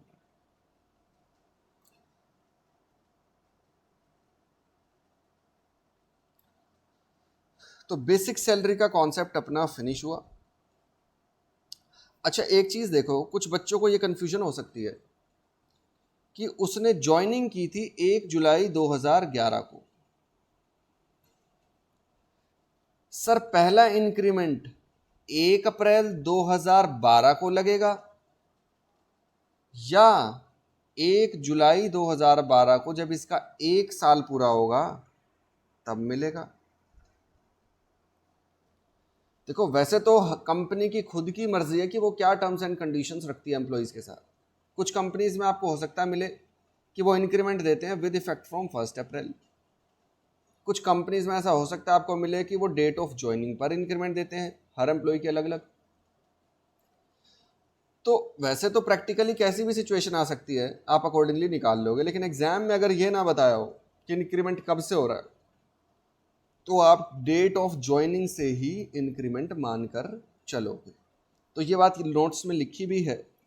It may be noted that unless otherwise specified, कुछ और लिखा हो तो बात हो रहा है, वरना increment shall become effective from the date of joining in respect of every financial year and not from the beginning of that financial. हर साल आप उसकी ज्वाइनिंग डेट जो आएगी वहीं से इंक्रीमेंट स्टार्ट करोगे, बिगिनिंग ऑफ फाइनेंशियल ईयर से मत कर। चलिए, तो बेसिक सैलरी अपना फिनिश हुआ। उसके बाद क्या आ रहा है कि अगर कोई एम्प्लॉयर कोई कमीशन भी दे अपने एम्प्लॉय को तो उसका क्या होगा, ग्रॉस सैलरी में कितना अमाउंट लिखूं? तो देखो, कमीशन क्या चीज़ होती है? कमीशन का मतलब होता है कि एम्प्लॉयर एम्प्लॉय को कह रहा है कि कुछ बढ़िया काम कर ताकि मैं तुझे थोड़ा और एक्स्ट्रा रिवॉर्ड दूं, कि तूने अच्छी सेल की तो ले सेल का इतना % तेरा कमीशन। तो कमीशन का अमाउंट भी जो मिलता है वो भी टैक्स डायरेक्टली होता है, कोई एग्जेम्पशन या डिडक्शन उसमें नहीं है। जितने अमाउंट का कमीशन मिलेगा उतने का ही वो टैक्स हो जाएगा। इनकम एम्प्लॉय की तो क्यों ना टैक्स हो। तो commission means, commission is a sum of money that is paid to an employee upon completion of a task. कुछ काम दिया गया, वो कर लेगा तो ले कमीशन ले ले।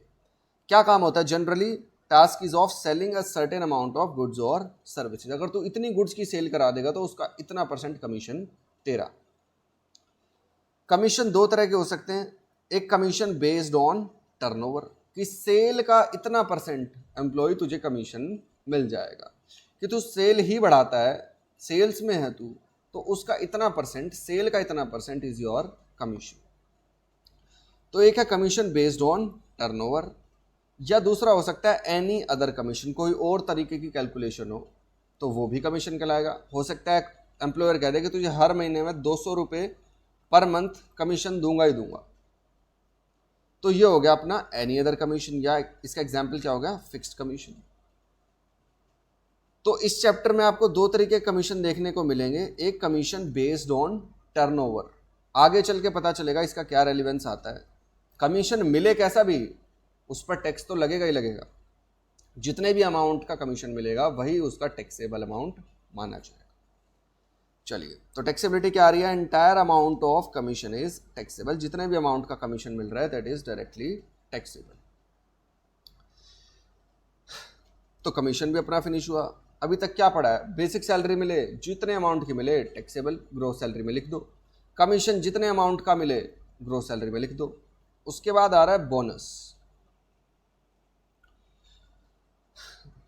बोनस का मतलब क्या है कि आपने ड्यूरिंग द पीरियड कुछ अच्छी परफॉर्मेंस दी है तो आपको इतना अमाउंट ऑफ मनी आपको एम्प्लॉयर ने दे दिया कि आपने अच्छी परफॉर्मेंस दी, तो आपसे खुश होकर मैं आपको ये बोनस देता हूँ। जनरली प्रैक्टिकली देखा जाता है दिवाली के टाइम पर बोनस वगैरह मिलता है। तो इसमें भी कुछ भी मुश्किल नहीं है, जो भी अमाउंट ऑफ बोनस मिला दैट इज टैक्सेबल, एम्प्लॉय की इनकम है, उससे मिला तो टैक्सेबल हो गया सैलरी की। तो bonus is a sum of money added to person's wages as a reward for good performance. Taxability क्या है इसकी? जो भी अमाउंट ऑफ बोनस मिलेगा वही सीधा टैक्सेबल हो जाएगा, ग्रोस सैलरी में ऐड हो जाएगा। तो बेसिक सैलरी हम पढ़ चुके हैं, कमीशन हम पढ़ चुके हैं, बोनस हम पढ़ चुके हैं। उसके बाद आ रहा है अलाउंसेस। ये क्या चीज़ है? देखो, अलाउंस का मतलब होता है कि हर महीने कुछ सम दे दिया। जैसे बेसिक सैलरी जब देता है एम्प्लॉयर, तो ये नहीं कहता एम्प्लॉय को कि ये तू यहां यूज करियो। एम्प्लॉय की फुल मर्जी है कि बेसिक सैलरी का जो अमाउंट है वो जो मन में आए वैसे इसे यूज कर सकता है। लेकिन अलाउंसेस में जनरली एम्प्लॉयर किसी नाम से ये पैसे देता है। For example, uniform allowance. इस नाम से क्या पता चल रहा है, एम्प्लॉयर ये कहना चाह रहा है कि भाई ये जो तुझे रुपए दे रहा हूं ना, for example uniform allowance of ₹1000 per month, ऐसा कह रहा है एम्प्लॉयर। तो इसका मतलब क्या है कि ₹1000 पर मंथ तू अपनी यूनिफॉर्म पे लगाइयो, खरीदियो, उसे धुलाइयो और वो ऑफिस में पहन के आई। तो अलाउंसेस का मतलब है कि एक पीरियोडिक सम दिया जा रहा है किसी न किसी पर्पस के लिए, तो उसे बोल दिया जाता है अलाउंस। बेसिक सैलरी दी जा रही है, वो काम कर रहा है इसलिए, कोई और पर्पस नहीं है, जैसे मन में आए यूज कर।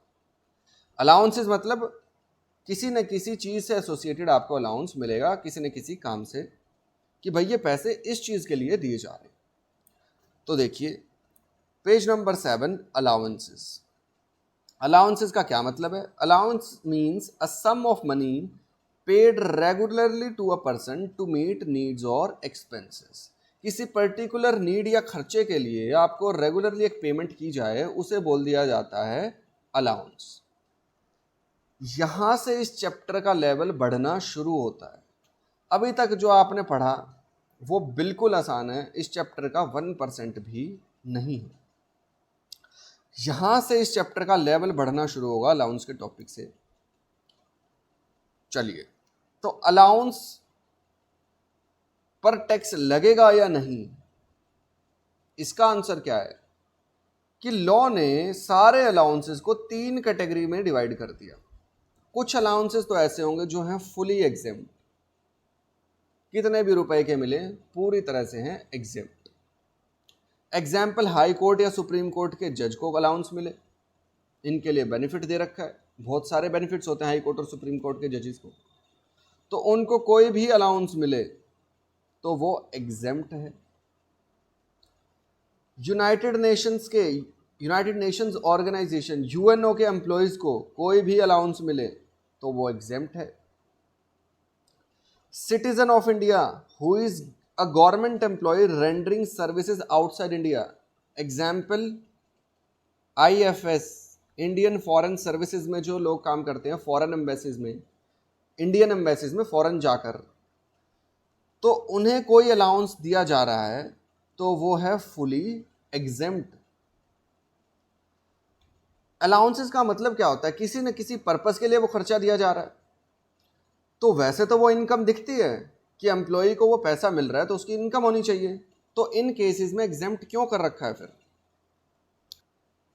देखो, हाई कोर्ट और सुप्रीम कोर्ट के जजेस के लिए बहुत सारे और कानून भी बने हुए हैं इनकम टैक्स एक्ट के अलावा, जो इन्हें रिलैक्सेशन प्रोवाइड करते हैं कि वो ऐसी कॉन्स्टिट्यूशनल पोस्ट पे हैं कि इन्हें बेनिफिट दिए जाने चाहिए, एक रेप्यूटेड पोस्ट है। तो इसलिए इनके बहुत सारे और भी लॉज बने हुए हैं जिनमें इन्हें रिलैक्सेशंस मिली हुई हैं, तो इसलिए इन्हें जो भी अलाउंस मिलता है वो एग्जेम्प्ट होता है, उस पर टैक्स नहीं लगता। इसी तरह से यूनाइटेड नेशंस के जो एम्प्लॉयज़ होते हैं, एक world wide international establish principle है कि उनसे इनकम टैक्स ना वसूला जाए, उन्हें रिलैक्सेशन दी जाए टैक्सेस में। तो इसलिए जो यूनाइटेड नेशंस ऑर्गेनाइजेशन के एम्प्लॉय होंगे उन्हें भी कोई अलाउंसेस दिए जाएंगे तो वो भी क्या होंगे, टैक्स एग्जेम्प्ट।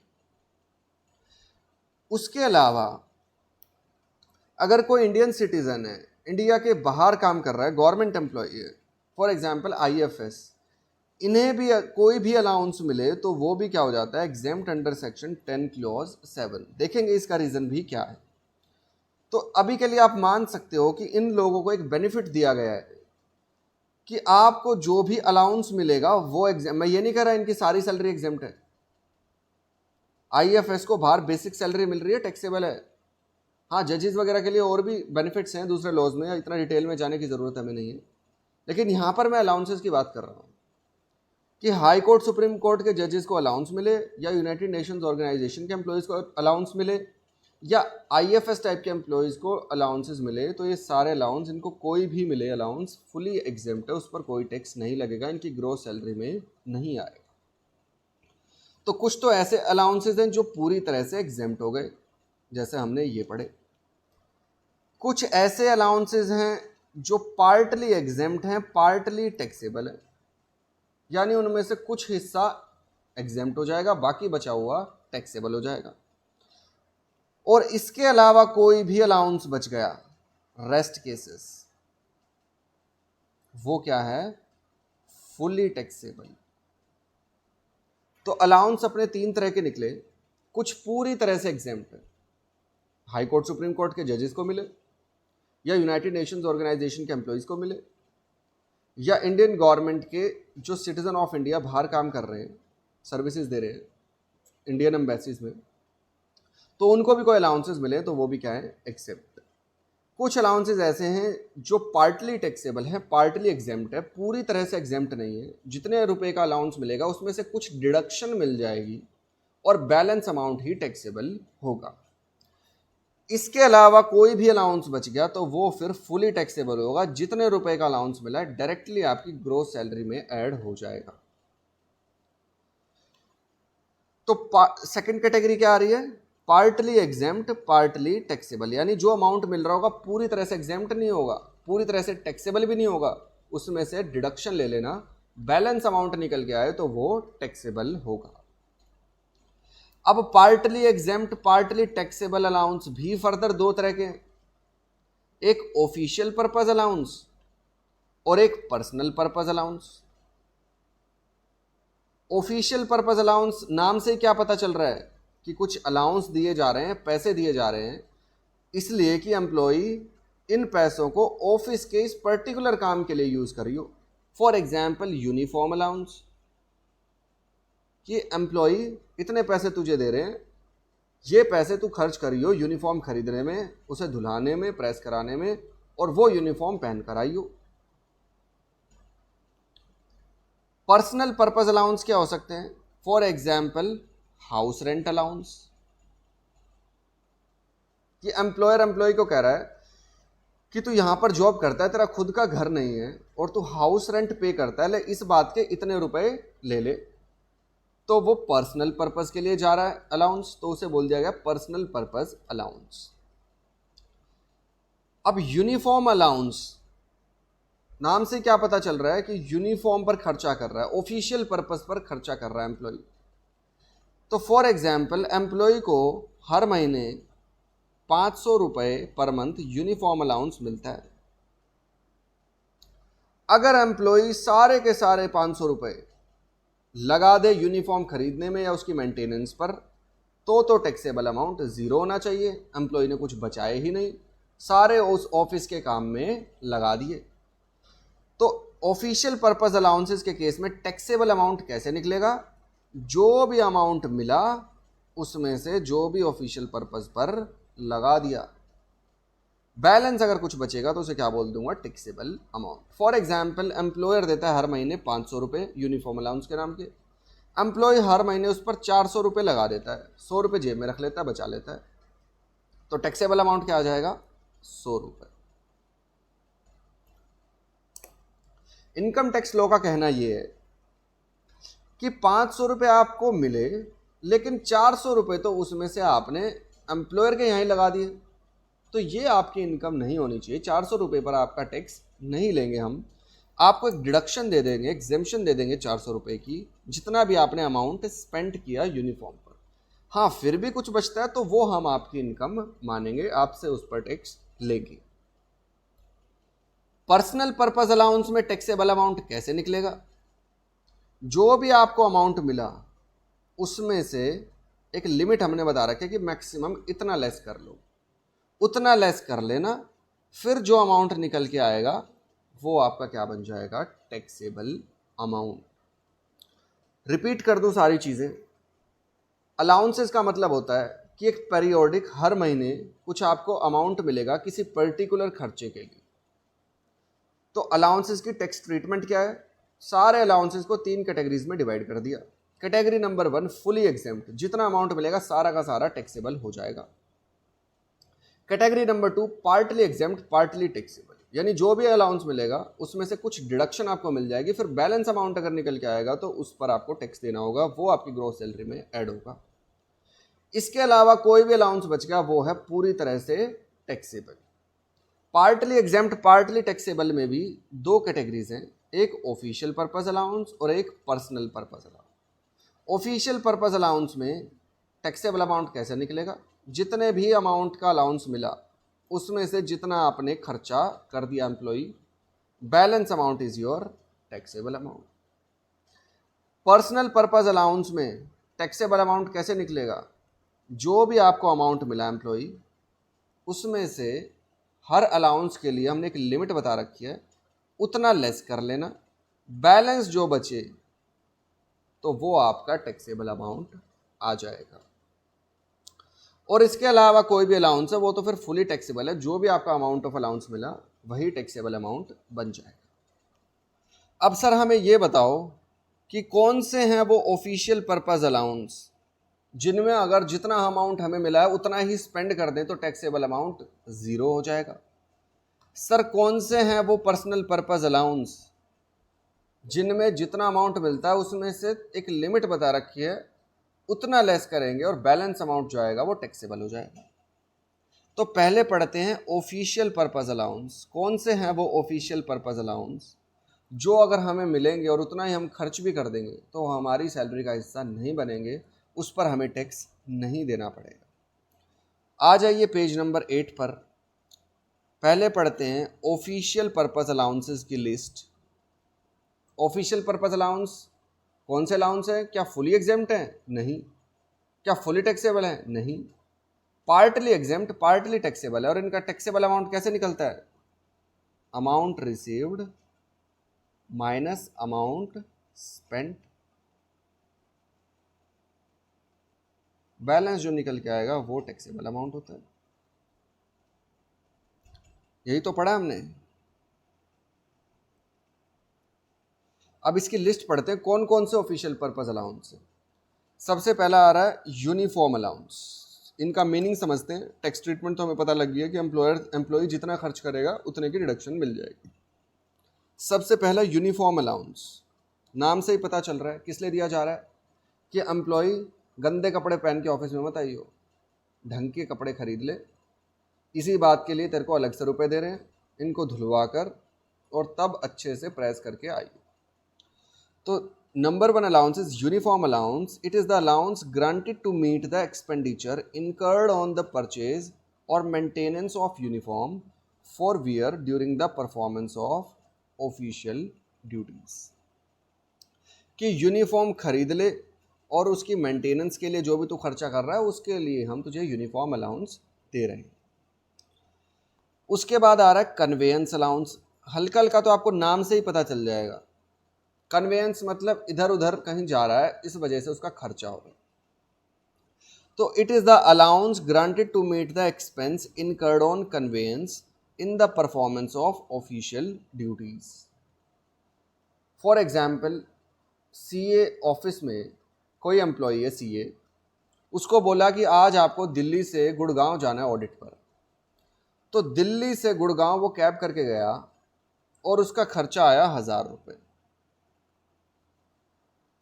और एम्प्लॉयर उस एम्प्लॉई को हर महीने क्या रहता है, कन्वेयंस अलाउंस 1200 रुपये।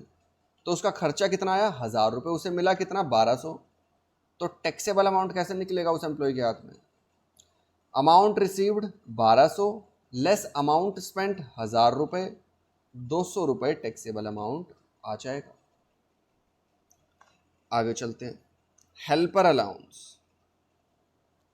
हेल्पर अलाउंस का मतलब है कि एम्प्लॉयर कहता है एम्प्लॉय को कि अगर तुझे कोई हेल्पर चाहिए, असिस्टेंट चाहिए तो अपने नीचे रख ले और उस पर जो भी तू खर्चा करेगा उसको, उसके लिए मैं तुझे पैसे दे रहा हूँ, उसका नाम रख दिया गया हेल्पर अलाउंस। तो अगर एम्प्लॉयर एम्प्लॉय को 1200 रुपये दे रहा है इस बात के कि तो कोई हेल्पर रख ले अपने नीचे, और एम्प्लॉय ने रखा और उसे दे रहा है एम्प्लॉय 1000 रुपये, तो taxable amount in the hands of employee आ जाएगा 200 रुपये। पढ़ते हैं हेल्पर अलाउंस का मतलब।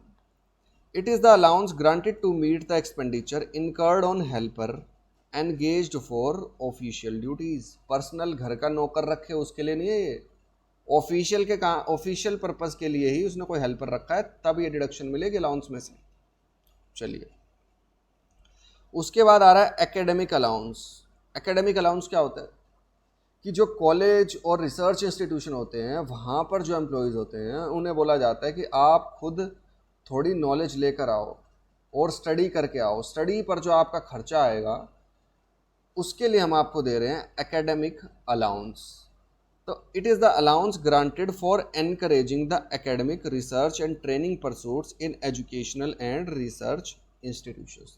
तो वो अगर आपको 1000 रुपये दे रहे हैं पर मंथ और एम्प्लॉय 1000 रुपये ही खर्च कर देता है एकेडमिक्स पर या रिसर्च ट्रेनिंग पर, तो उसका टैक्सेबल अमाउंट आ जाएगा 0। उसके बाद आ रहा है ट्रैवलिंग अलाउंस। ट्रैवलिंग अलाउंस क्या है? It is the allowance granted to meet the cost of travel on official tour और ऑन ट्रांसफर। ट्रांसफर तो छोड़ो, अभी उससे पहले क्या आ रहा है कि अगर आप ऑफिशियल टूर पर कहीं जाते हो, इस चीज़ के लिए आपको एम्प्लॉयर पैसे दे रहा है, ट्रैवलिंग अलाउंस दे रहा है। फॉर एग्जाम्पल 5000 रुपये पर मंथ। तो अगर आप ऑफिशियल टूर पर 4000 रुपये लगा देते हो तो आपका टैक्सेबल अमाउंट आ जाएगा 1000 रुपये। सर अभी ऊपर भी इसी तरह की कोई बात आ रही थी, कन्वेयंस अलाउंस, उसमें भी आपने यही बताया था कि ऑफिशियल ड्यूटीज़ के लिए कहीं जा रहे हैं, और यहाँ पे भी आप ये बता रहे हो ट्रैवलिंग अलाउंस। इन दोनों में क्या डिफरेंस है? देखो, कन्वेयंस अलाउंस का मतलब होता है जहाँ आपका ऑफिस है उसी के आसपास लोकल एरियाज़ में ही आप कहीं चले गए। फॉर एग्जांपल दिल्ली में ऑफिस है, गुड़गांव तक चले गए, दिल्ली एनसीआर में, तो वो क्या कहलाएगा? इस बात के लिए पैसे दिए गए तो कन्वेयंस अलाउंस। अगर दिल्ली में आपका ऑफिस है, वो फ्लाइट से जा रहा है बेंगलोर, तो उसे कन्वेयंस अलाउंस नहीं, उसे बोलेंगे ट्रैवलिंग अलाउंस। तो हालांकि काफ़ी छोटा सा डिफरेंस है, लेकिन डिफरेंस यही है कि कन्वेयंस अलाउंस मतलब ट्रैवलिंग के लिए ही आपको पैसे दे रहा है, लेकिन आसपास के लिए, ऑफिशियल ड्यूटीज़ के लिए जा रहे हो आसपास, कहीं दूर ट्रैवल कर रहे हो, इस बात के पैसे दे रहा है, तो वो कहा जाएगा ट्रैवलिंग अलाउंस। ट्रैवलिंग अलाउंस के नाम के चाहे आपको ऑफिशियल टूर पे आप कहीं जा रहे हो इस वजह से, या आपका ट्रांसफ़र हो गया है इसलिए आप ट्रैवल करके जा रहे हो और वहाँ पर आपका खर्चा हो रहा है, तो वो भी क्या कहलाएगा? Travelling allowance. आगे चलते हैं।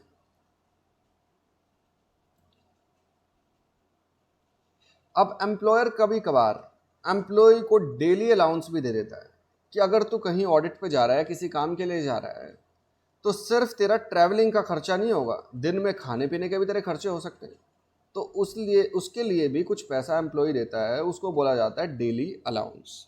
तो daily allowance is the allowance granted to meet ordinary daily charges incurred on official tour और ट्रांसफर ऑफ ड्यूटीज।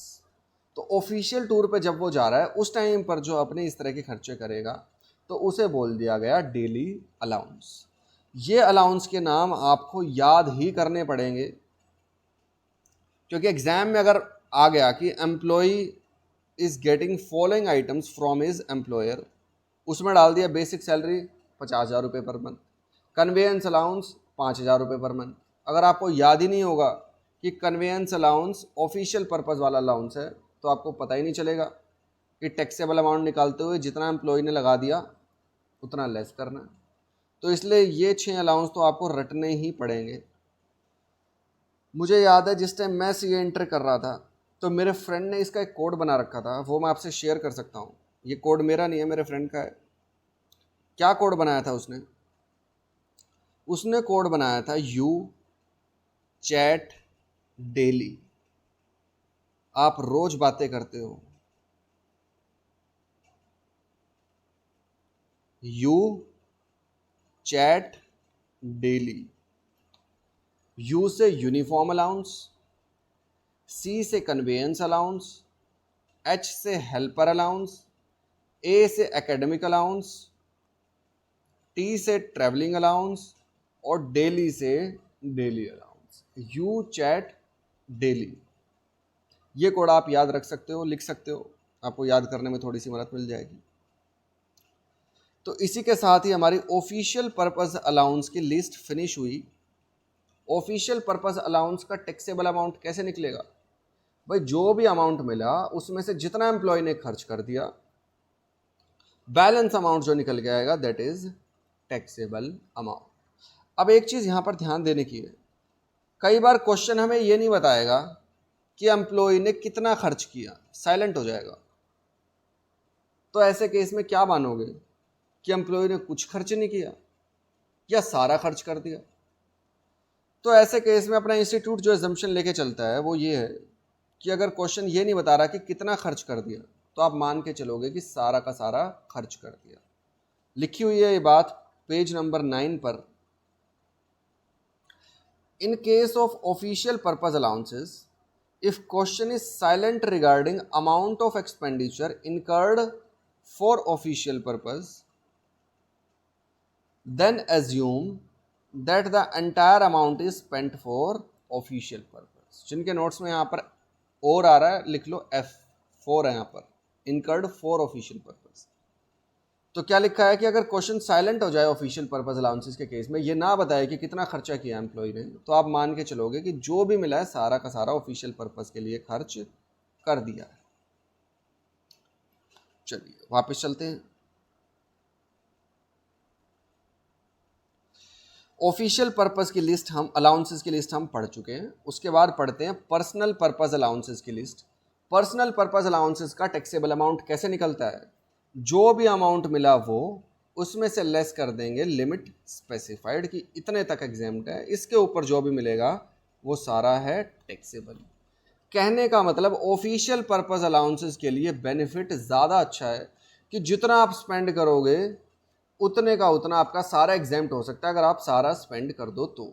जबकि पर्सनल पर्पस के लिए क्या कह रखा है कि भाई एक लिमिट तक ही बेनिफिट देंगे, इससे ज़्यादा अगर अलाउंस दे रहा है एम्प्लॉयर तो फिर वो एग्जेम्प्ट हम नहीं करेंगे, टैक्सेबल उसे करेंगे। पढ़ते हैं पर्सनल पर्पस अलाउंस और उनकी स्पेसिफाइड लिमिट। तो पेज नंबर 8 पर list of personal purpose allowance and their specified limit. तो 7 तरह के अलाउंसेस हैं जो इंपॉर्टेंट है एग्जाम के लिए, हैं तो और भी लेकिन अपने एग्जाम के लिए इतने सफिशिएंट हैं, इससे ज़्यादा लिस्ट याद करने में प्रॉब्लम होगी। पढ़ते हैं। सबसे पहले नाम से ही पता चल रहा है चिल्ड्रन एजुकेशन अलाउंस।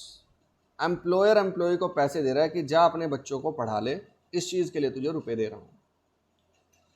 तो ये है अपना personal purpose allowance, partly exempt partly taxable category का अलाउंस है ये। तो यहाँ पर टैक्सेबल अमाउंट कैसे निकलेगा? अमाउंट रिसीव्ड माइनस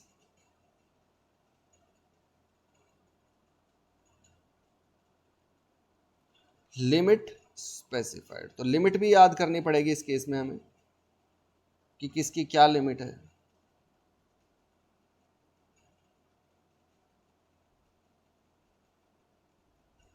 चलिए, तो सबसे पहले आ रहा है चिल्ड्रन एजुकेशन अलाउंस। बच्चों की एजुकेशन पर खर्च करियो एम्प्लॉई, इस बात के लिए तुझे अलाउंस दे रहा हूं। और लिमिट क्या है? काफ़ी थोड़ी सी लिमिट कि 100 रुपये पर मंथ पर चाइल्ड तक लगाओगे तो एग्जेम्प्ट हो जाएगा। इतनी पुरानी लिमिट है, आज के टाइम पर किसी स्कूल में 100 रुपये में कोई बच्चा नहीं पढ़ सकता अनलेस वो गवर्नमेंट स्कूल हो। तो देखो क्या लिखा हुआ है कि चिल्ड्रन एजुकेशन अलाउंस अगर दे रहा है एम्प्लॉयर एम्प्लॉय को तो 100 रुपीज़ पर मंथ की डिडक्शन मिल जाएगी, लेकिन मैक्सिमम 2 बच्चों के लिए ही। इस चैप्टर में आपको देखने को मिलेगा कि कई कई जगह 2 बच्चों तक का बेनिफिट दे रखा है। इनफैक्ट बाकी जगह भी हमने देखा, इनकम टैक्स में कई जगह आता है कि मैक्सिमम 2 चिल्ड्रन तक ये बेनिफिट अलाउड है। पॉपुलेशन को कर्व करने के लिए, कंट्रोल करने के लिए गवर्नमेंट इस तरह के मेजर्स लेती है कि लोगों को एक लालच दिखे कि 2 बच्चों तक बेनिफिट अवेलेबल है इनकम टैक्स एक्ट में, तो ज़्यादा बच्चे ना करें। चलिए, तो children education allowance for example employer employee को दे रहा है 300 पर मंथ कि जा अपने बच्चों को पढ़ा ले, 300 रुपये हर महीने, इसी बात के दे रहा हूँ। तो लॉ कह रहा है कि 300 रुपये हर चाइल्ड के लिए मिल रहा है, उसमें से 100 पर मंथ तो हो जाएगा एग्जेम्प्ट और बैलेंस हो जाएगा टैक्सेबल। ये नहीं है यहाँ पर कि जितना अमाउंट खर्च कर दोगे उतने की डिडक्शन मिल जाएगी। यहाँ पर एक लिमिट बता रखी है, उतना ही डिडक्ट होगा। आप खर्चा करो या ना करो, इससे कोई लेना देना नहीं है। चलिए, ब्रैकेट में क्या लिखा हुआ है, मैक्सिमम फॉर 2 चिल्ड्रन ओनली। तो अगर एम्प्लॉयर एम्प्लॉय को 3 बच्चों के लिए 300 रुपये पर मंथ दे रहा है, तो एग्जेम्पशन या डिडक्शन सिर्फ 2 बच्चों के लिए मिलेगी, 100 पर मंथ। इस तीसरे बच्चे के लिए कोई एग्जेम्पशन नहीं मिलेगी। आगे चलते हैं। चिल्ड्रन हॉस्टल एक्सपेंडिचर अलाउंस, नाम से क्या पता चल रहा है कि बच्चे हॉस्टल में रुकेंगे, इस बात का खर्चा दिया जा रहा है। तो हॉस्टल की फीस के टुवर्ड्स भी अगर कोई पैसे दिए जा रहे हैं तो वो भी पर्सनल पर्पस अलाउंस की लिस्ट में शामिल है, उसमें भी एग्जेम्पशन मिल जाएगी 300 पर मंथ पर चाइल्ड। ये भी मैक्सिमम 2 बच्चों के लिए ही बेनिफिट मिलेगा। तो अगर एग्जाम्पल एम्प्लॉयर एम्प्लॉय को दे रहा है hostel expenditure allowance, children hostel expenditure allowance 500 per month 3 बच्चों के लिए, तो 2 बच्चों के लिए ही डिडक्शन अलाउड है, and that too maximum 300 per month.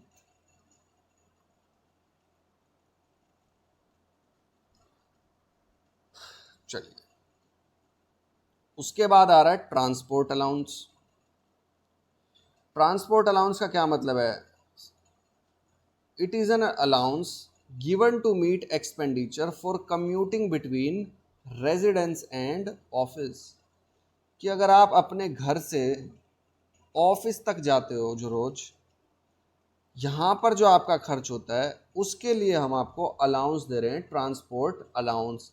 ये ट्रैवलिंग अलाउंस नहीं है। ट्रैवलिंग अलाउंस और ट्रांसपोर्ट अलाउंस अलग अलग चीज हैं। ट्रैवलिंग अलाउंस किस चीज के लिए था, ऑफिशियल पर्पस के लिए, या आप जा रहे हो ट्रैवल कर रहे हो, या आपकी ट्रांसफर हुई और ट्रैवल करके जा रहे हो। ट्रांसपोर्ट अलाउंस किस लिए है, अपने पर्सनल घर से ऑफिस तक आया जा रहे हो, उसके लिए है ट्रांसपोर्ट अलाउंस। इसलिए एग्जाम में देख लेना, कंफ्यूज मत होना है, कहीं यू चैट डेली का टी ट्रांसपोर्ट अलाउंस का बना दिया, ये काम मत करना। Travelling allowance official purpose allowance की लिस्ट में आता है, और ट्रांसपोर्ट अलाउंस पर्सनल पर्पस की कैटेगरी में आता है। तो इन चीज़ों का ध्यान रखना है। चलिए, तो ट्रैवलिंग अलाउंस जितना अमाउंट स्पेंड करता है एम्प्लॉय उतने तक एग्जेम्प्ट हो जाता है।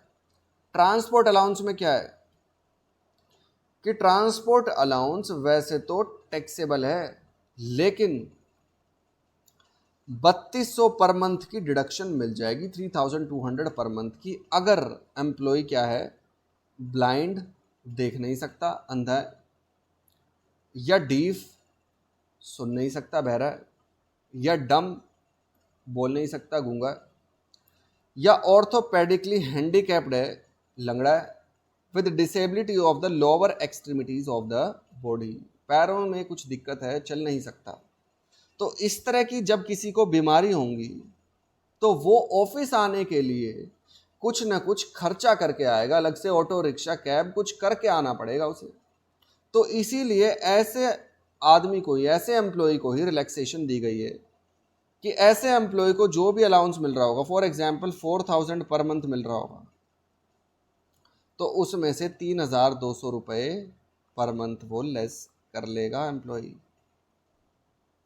इसके अलावा कोई और एम्प्लॉय है तो उसके लिए कोई एग्जेम्पशन नहीं है, सारा अमाउंट टैक्सेबल होगा। क्या लिखा हुआ है, only if employee is blind, देख नहीं सकता है, सुन नहीं सकता है, बोल नहीं सकता है, चल नहीं सकता। ऐसे लोगों को ऑफिस आने के लिए थोड़ा और एक्स्ट्रा खर्चा करना पड़ेगा, उनकी सैलरी इनकम कम रह जाएगी। इसलिए हम भी उन्हें रिलैक्सेशन दे रहे हैं कि टैक्सेबल अमाउंट जो भी मिल रहा है वो नहीं करेंगे, उसमें से 3200 पर मंथ रिड्यूस करा देंगे। चलिए, उसके बाद आ रहा है out station allowance. Out station allowance दिया जाता है ट्रक वालों को। नॉर्मल एम्प्लॉयज और ट्रक वाले एम्प्लॉयज में क्या डिफरेंस होता है, नॉर्मल एम्प्लॉयज सुबह जाता है काम करने, दिन भर काम करता है, शाम को अपने घर आ जाता है।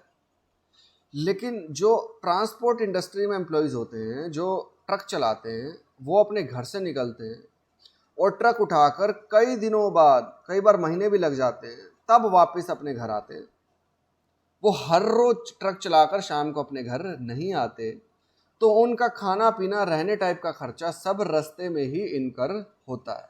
ऑफिशियल ड्यूटी ही में ही सारा इस तरह का खर्चा होता है। इस वजह से एम्प्लॉयर उन्हें देता है आउट स्टेशन अलाउंस। मतलब क्या इसका?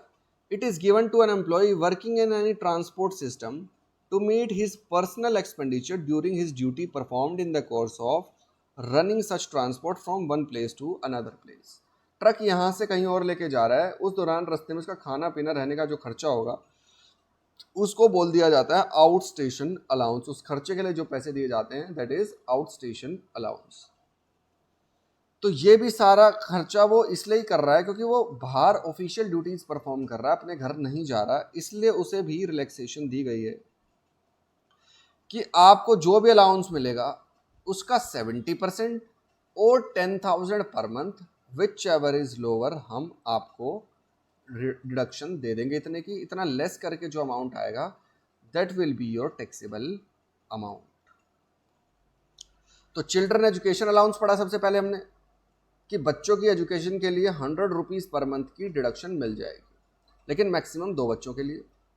चिल्ड्रन हॉस्टल एक्सपेंडिचर अलाउंस पढ़ा कि बच्चों के हॉस्टल में रहने के खर्चे इस चीज़ के लिए अलाउंस दे रहे हैं, लेकिन डिडक्शन मिलेगी maximum 300 per month and that too for maximum 2 children. Transport allowance किस लिए दिया जा रहा है? पर्सनल रेजिडेंस से ऑफिस तक जाने आने के खर्चे के लिए, लेकिन ये सिर्फ हैंडीकैप्ड लोगों के लिए है, 3200 per month. Outstation allowance सिर्फ ट्रांसपोर्ट एम्प्लॉयज के लिए, 70% ऑफ अलाउंस और 10,000 रुपीज़ पर month whichever is lower की रिडक्शन मिलेगी। उसके बाद आ रहा है अंडरग्राउंड अलाउंस। अंडरग्राउंड अलाउंस का क्या मतलब है कि कुछ लोग माइंस में काम करते हैं, अंडरग्राउंड माइंस में, तो वो वहीं रहते हैं, अपने घर रोज नहीं आते, तो इसलिए वहाँ पर जो उनके खर्चे होंगे इस वजह से उन्हें एक एडिशनल और रुपए दिए जाते हैं in the form of underground allowance, कि इस तरह के रिमोट एरियाज में रहेंगे तो खर्चे उनके और बढ़ जाएंगे, वहाँ पर चीज़ें अवेलेबल नहीं होंगी, इसके लिए उन्हें अलाउंस दिया जा रहा है।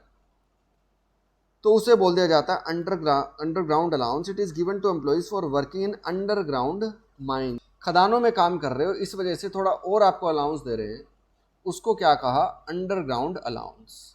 तो अंडरग्राउंड अलाउंस 800 रुपये पर मंथ तक एग्जेम्प्ट है, इससे ऊपर जो भी अमाउंट निकलेगा वो टैक्सेबल हो जाएगा। तो अगर एम्प्लॉयर 1000 रुपये पर मंथ अंडरग्राउंड अलाउंस दे रहा है तो आप क्या करोगे? इसमें से 800 लेस कर दोगे, 200 पर मंथ ही टैक्सेबल होगा। उसके बाद आ रहा है tribal area allowance. Underground allowance जैसा ही है कि अगर आप किसी ट्राइबल के एरिया, ट्राइब वाले एरिया में, जंगलों वाले एरिया में काम कर रहे हो, इस वजह से आपको अलाउंस दे रहे हैं, तो उसे बोल दिया जाता है ट्राइबल एरिया अलाउंस। यहाँ पर भी आपका 200 पर मंथ तक एग्जेम्प्ट है, बैलेंस टैक्सेबल होगा। तो अगर आपको 500 रुपये पर मंथ मिल रहे हैं ट्राइबल एरिया अलाउंस के नाम के, तो उसमें से 200 रुपये रिड्यूस कर लेना, balance 300 per month is your taxable amount. उसके बाद आ रहा है हाउस रेंट अलाउंस, HRA। काफ़ी इंपॉर्टेंट है एग्जाम के लिए, इनफैक्ट सारा इंपॉर्टेंट मान के चलो आप, फिर भी ये कैलकुलेशन थोड़ी सी टेक्निकल हो जाती है HRA की। पढ़ते हैं HRA किस लिए दिया जाता है।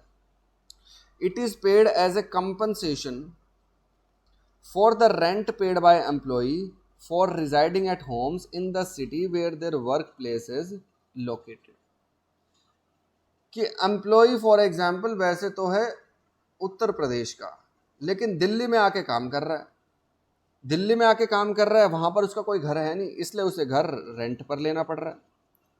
उसकी सैलरी का कुछ हिस्सा तो रेंट में ही देने में ही चला जाता है, बाकी बची हुई सैलरी वो अपने हिसाब से यूज़ करता है। तो इस वजह से एम्प्लॉयर क्या दे रहा है? उसे हाउस रेंट अलाउंस, HRA दे रहा है। तो हाउस रेंट अलाउंस में भी डिडक्शन मिलती है। डिडक्शन निकालने का एक स्पेसिफाइड तरीका है। क्या? कौन सी कैटेगरी का अलाउंस है? पहले HRA पर्सनल पर्पस अलाउंस है। तो इसका टैक्सेबल अमाउंट कैसे निकलेगा? जो भी अमाउंट मिला उसमें से लिमिट स्पेसिफाइड लेस कर देंगे। लिमिट स्पेसिफाइड क्या है? A, B और C whichever is lower. A क्या है, rent paid minus 10% of salary. जो भी आपकी सैलरी आएगी उसका 10%, उससे भी ज़्यादा आपका रेंट है, जितना ज़्यादा है उतने की डिडक्शन, और 40% ऑफ सैलरी, और HRA received which ever is lower. अब एग्जाम्पल करेंगे तो और क्लैरिटी आ जाएगी इस पर। इसे बोल दिया गया हाउस रेंट अलाउंस। अभी के लिए आपको रटना पड़ेगा हाउस रेंट अलाउंस, इनफैक्ट रटना ही पड़ेगा, ये तो लिमिट्स है, इसमें कुछ नहीं कर सकते ऐसा याद करने का, और है नहीं लॉजिकल कुछ। हाउस रेंट अलाउंस किस लिए दिया जा रहा है कि आप ऐसी जगह काम कर रहे हो जहां आपका घर नहीं है, इस वजह से आपको रेंट देना पड़ रहा है। तो रेंट जो भी दे रहे हो उसके लिए एम्प्लॉय आपको कुछ अलाउंस दे रहा है एम्प्लॉयर, उसको बोल दिया गया हाउस रेंट अलाउंस। तो हाउस रेंट अलाउंस का जितना भी मिलेगा टैक्सेबल हो जाएगा? नहीं, आपको एक फॉर्मूला लगा के अमाउंट निकालना पड़ेगा, उतना लेस कर लेना, that is your specified limit, उतना लेस कर लेना, balance amount will be taxable amount. तो HRA का स्पेसिफाइड लिमिट क्या है? ए, बी और C, whichever is lower. A क्या है? Rent paid minus 10% of salary, B 40% of salary, या सी जितना भी HRA मिला है वो। इनमें से जो भी लोअर निकल के आए वो क्या कहलाएगा? आपका लिमिट स्पेसिफाइड। यहां तक क्या हो जाएगा? एग्जेम्प्ट, और बैलेंस आ जाएगा टैक्सेबल।